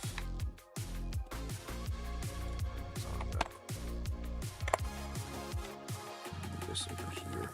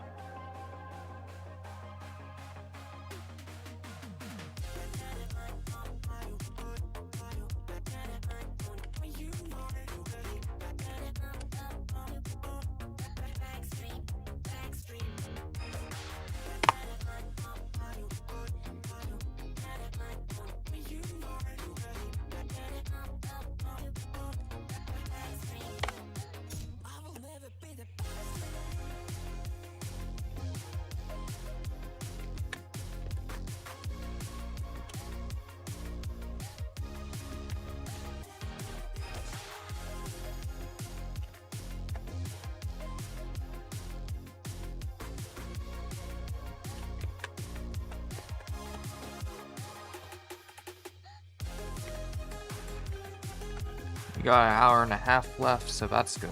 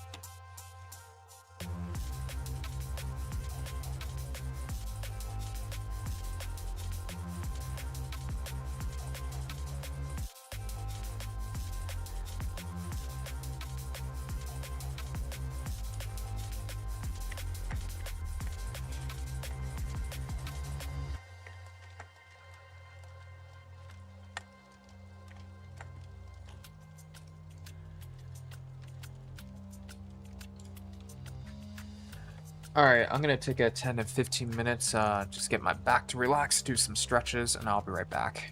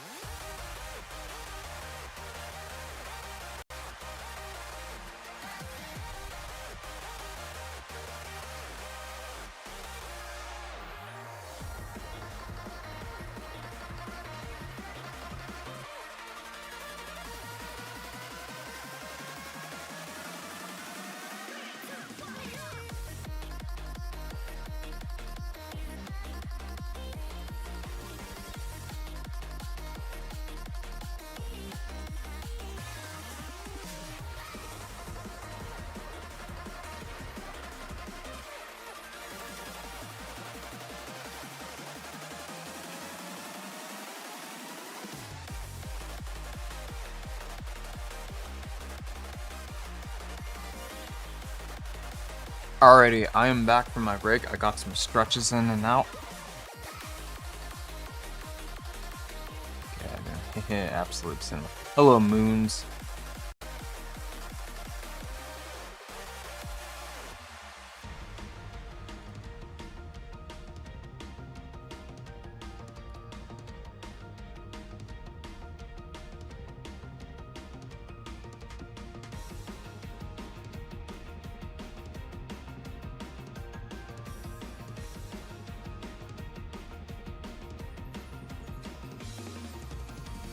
I took a break. Welcome back. Thank you.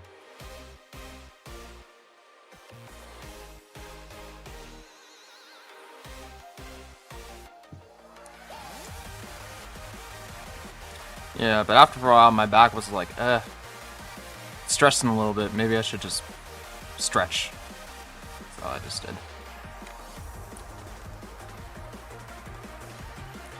And I don't know, just buy some time to feel relaxed a bit.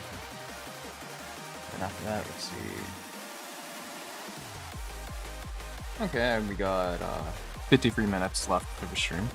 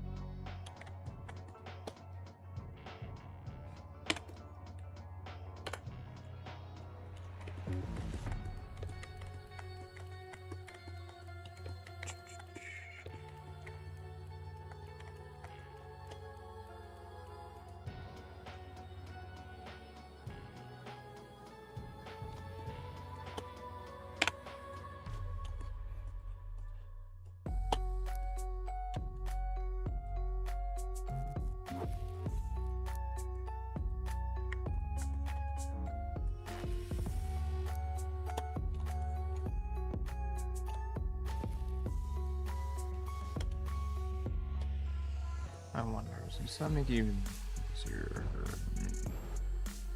It gives you different types of value as well.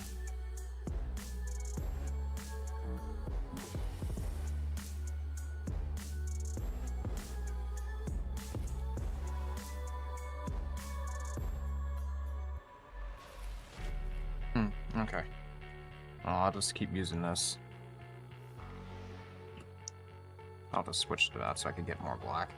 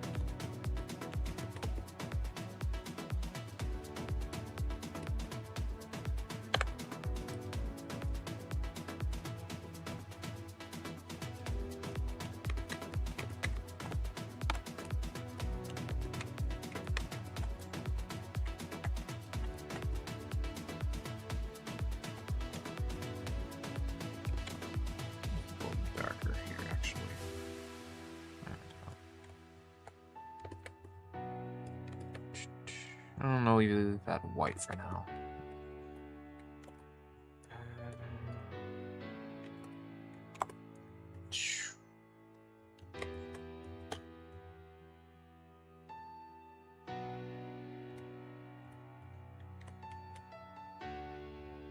And I'll just slide that in.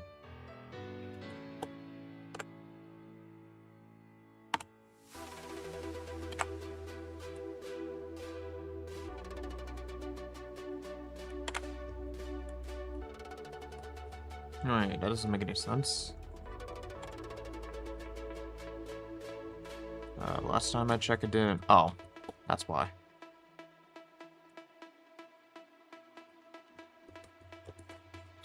Never mind, it's fixed. Yeah.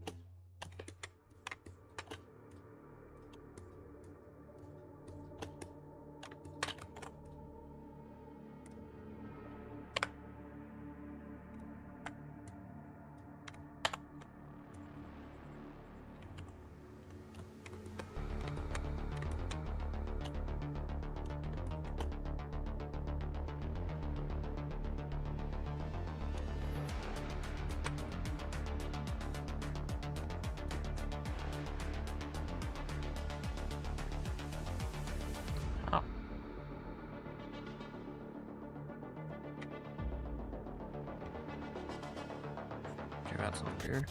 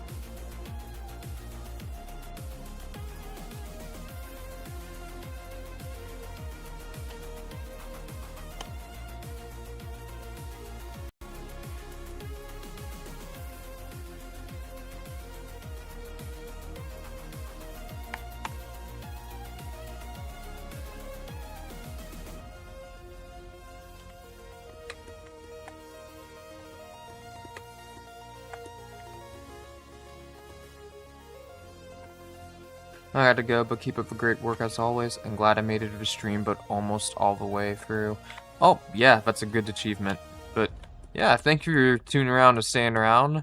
Yeah, I hope your mom was working on this. Maybe you also learned something too. Because, hopefully, since also when I do share my stream, because also do a little bit of insight, how I think and stuff like that when producing. But yeah, thanks for tuning in, and thanks for staying for long as possible. Much appreciated.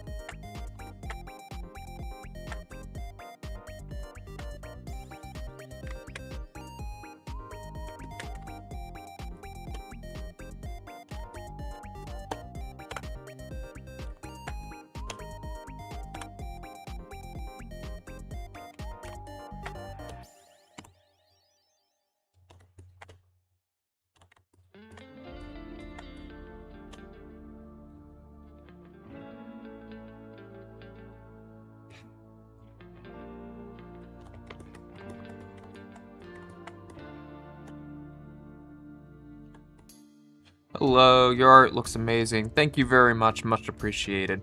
And welcome to the stream since it's your first time. How's it going? I mostly do 2D and 3D stuff.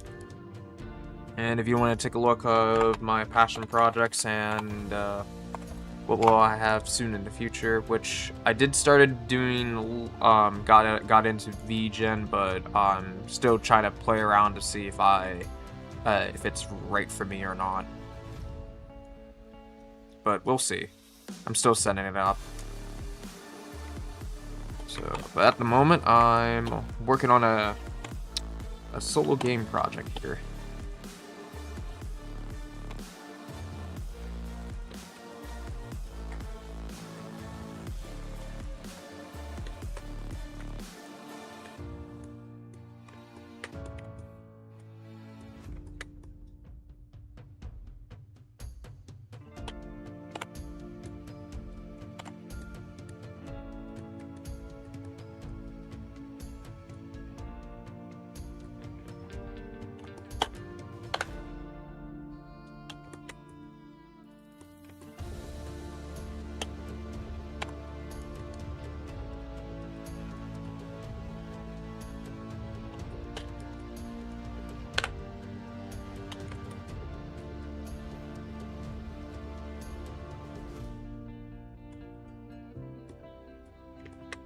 You're working on a game, it's cool. Tell me more. Well, most likely, I kind of figured what kind of genre I want to hit, so most likely I'm more focused into the arcade and RPG side, but I did get some inspiration a little bit from kind of like similar to like other fantasy games, but and meant to like have like much more designs to be much more like creature and human aesthetics kind of wise, so maybe some inspiration from Pokemon Mystery Dungeon just a little bit, but I did kind of like set up it in a way I wanted to have like a similar like a wheel system, but also kind of maybe have a mid pause or have like a regular action too as well. But overall, it's much more you can play as certain like ancient creatures that you can be basically powerful as as Kratos, but there's also some certain modes I do want to have like a regular classic characters of like a mixture of like just the mortal characters and the ancient creatures, and most likely you can have like two different feels of when to use them, when to not use them, or certain modes that you have to use these specific characters or not, and most of the times you can use both. So depending on that, also the gameplay, but it's going to be much more like a chaotic arcade frenzy in a bit too as well. Kind of similar like that area.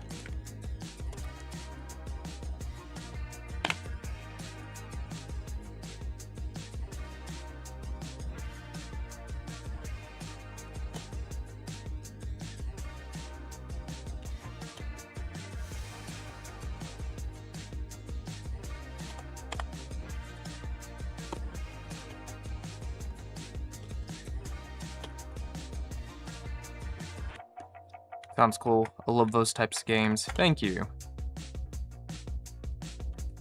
Yeah, I used to play a lot of single-player games from PS2 when I was a kid. Yeah, but I did also play Spider-Man Friend or Foe 2 in the past, and also Tekken 2. So I love Tekken.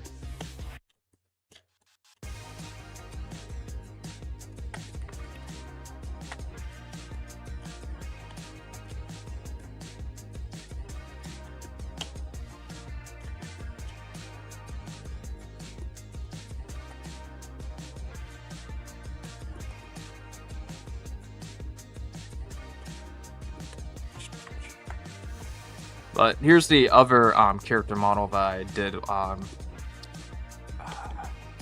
last couple weeks. No, last week, my bad. Tekken. Yes, I love Tekken. Hello, Jim Bob. How's it going? Oh, Jimbo. Oh, Jimbo 8472. Are you referencing Jimmy Neutron? Because I remember that. He used to say a lot of Jimbo.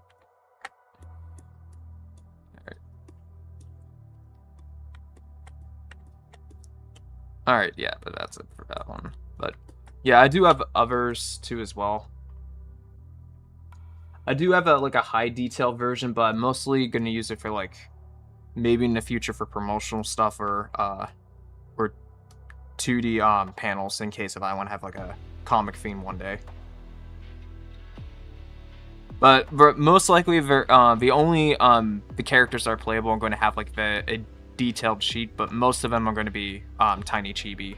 But I did need them for to be like for, as I mentioned, for maybe promotional purposes or certain panels I need to do out for if I want to do like a 2D comic phase for it.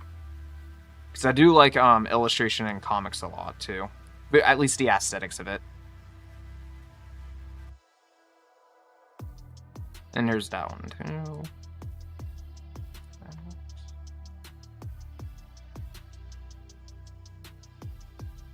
And then the detailed version of Soa is here too as well. But she has more moving parts, so it's kind of a little bit on me when only maybe like a couple characters I pushed a little bit more into the design. Because if anything with like robotic or hard surface, it's a lot of shapes to put in.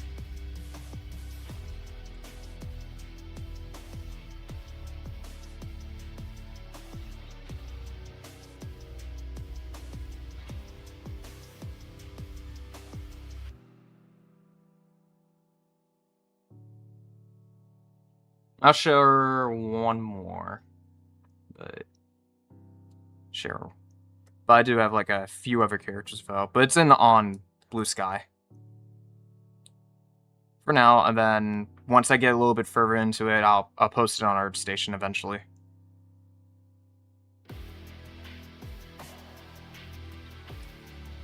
See if I can. Yeah, I'm better off just moving this way. And then there's the design for that one.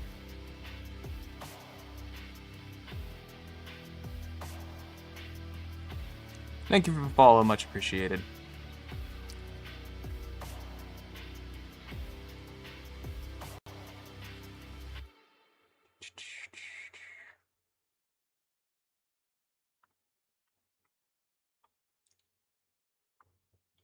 Yeah, but it's one of those projects that's going to eventually build up over time.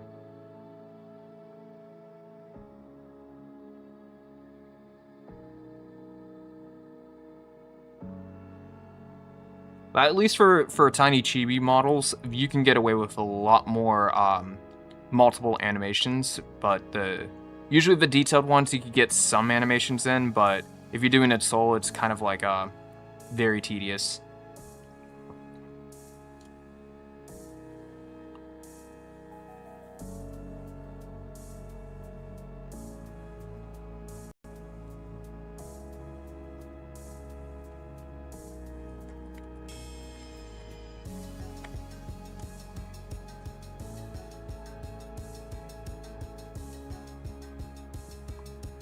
But overall, right now, I'm just for this part, I'm just highlighting certain parts that I will likely know that this will be like definitely like separate from the other, so I know how to break this down.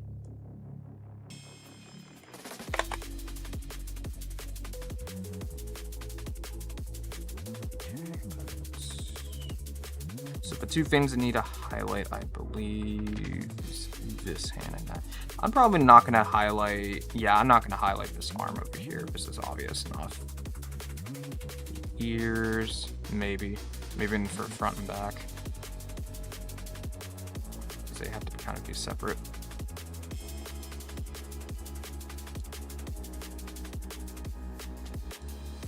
But yeah, overall, every once in a week I just share my stuff and that, or at least try what show what I have.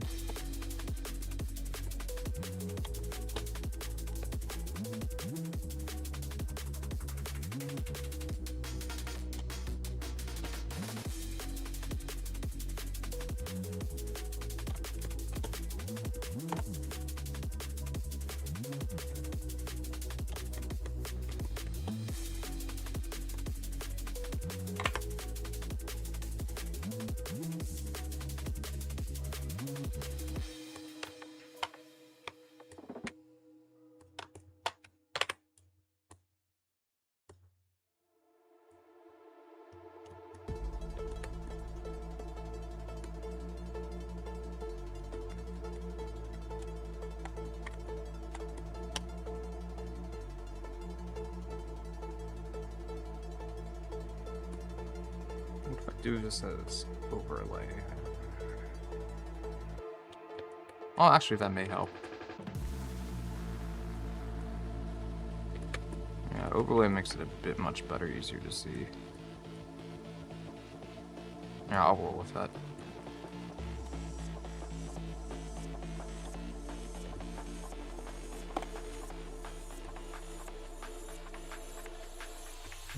Easy just to highlight all that.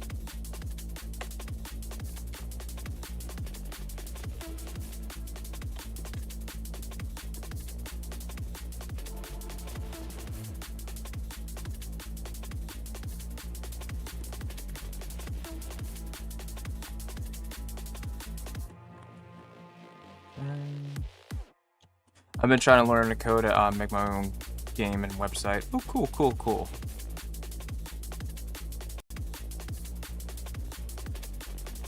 Yeah, I used to take like I think back in high school I did took one class of web and then one class of Python. But yeah. But the funniest thing is that in during high school, since they only teaches you the basics of like building a website, I felt like I was building a website from the 90s back then. Even though it was like fun to use certain things, but the way it looks, it's just hilariously funny. I don't know if I still have that project though. It's on my very old computer laptop, so and I used to use it for just schoolwork, but I don't know where those files are.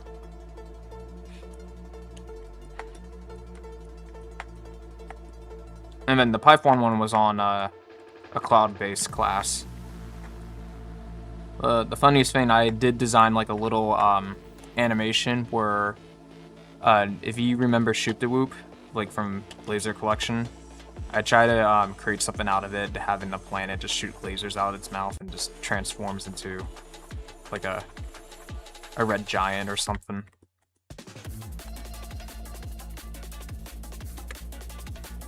But it was all like vector looking.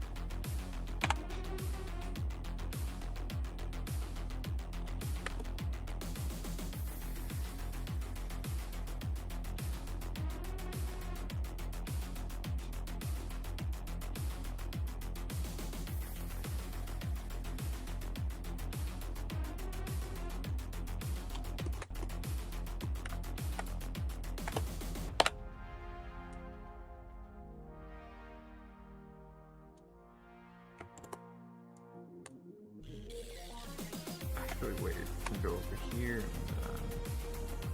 I'll have to click folder though.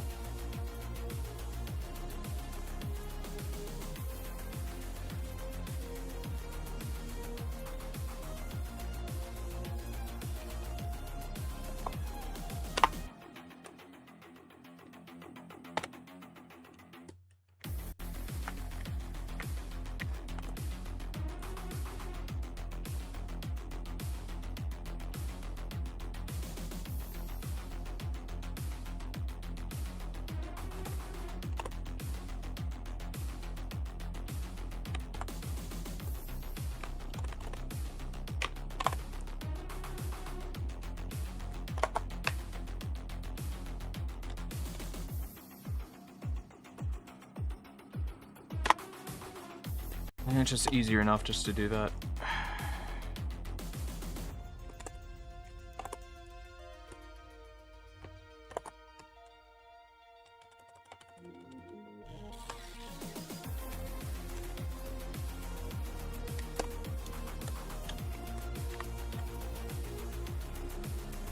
I feel like I can go in a little more detail with the highlighting stuff than this one over here. But yeah, but I think the years are fine. Well, that's because I got some extra time since kind of finished the line work a bit early for the other side half. So I was like, oh, I got some time to look like I'm polishing this a bit, but that's pretty much good enough at this point. Clear all use. I'm not gonna bother highlighting the years on this one. This is good enough. Alrighty. Alright, I'm gonna save this and then take a bunch of screenshot and then send this to social media.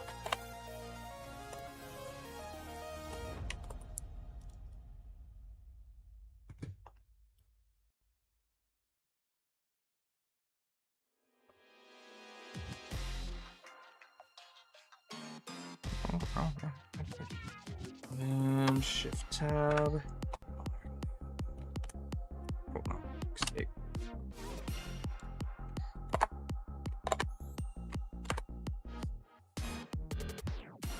Alrighty, so the next character I could do...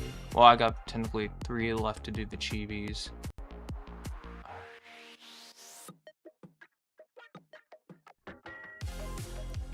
I know this might be a little while. Probably going to take me technically 2 weeks, because these are going to be...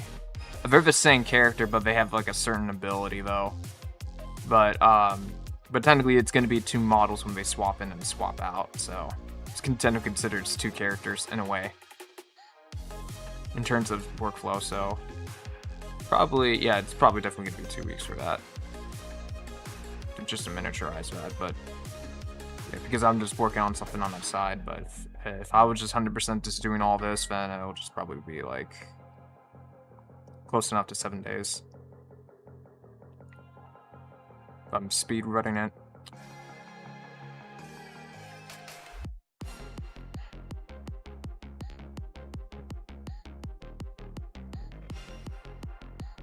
Alright, we'll see. I could be wrong, that's just estimating, because I have some memories back with drawing Cell. I was just like, oh wow, I thought this is gonna be simple enough, but no. But he probably has like less shapes, so I'm probably not as worried. We'll see.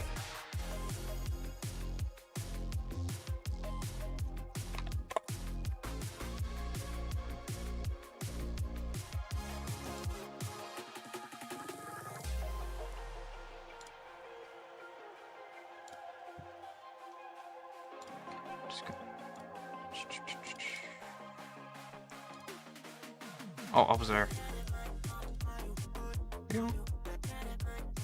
And then we'll have to scale this down.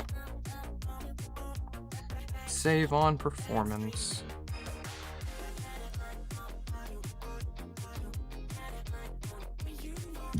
Remove that. Remove that. Okay. Then I gotta import this to my PureF.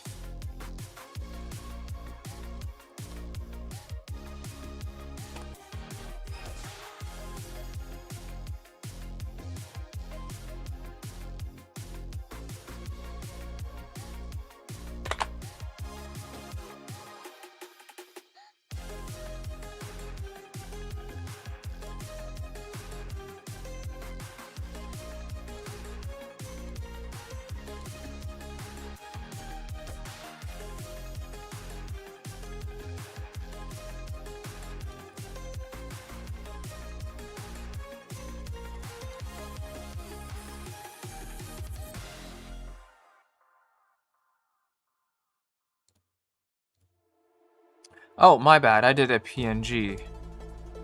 No, I'll do PNGs later, but I didn't have to do it. I need JPEG just for PureF.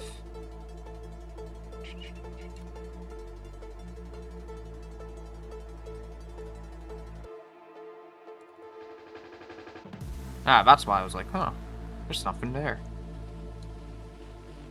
73, okay, we're good.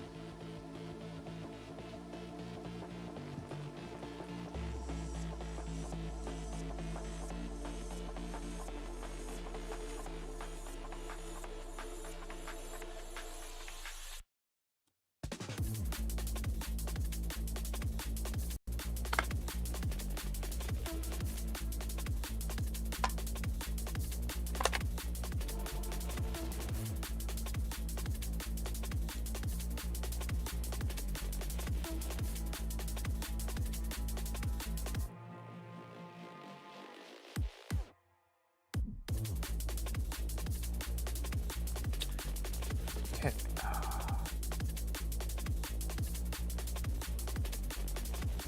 Alright, I think I'm gonna call it an end of the stream.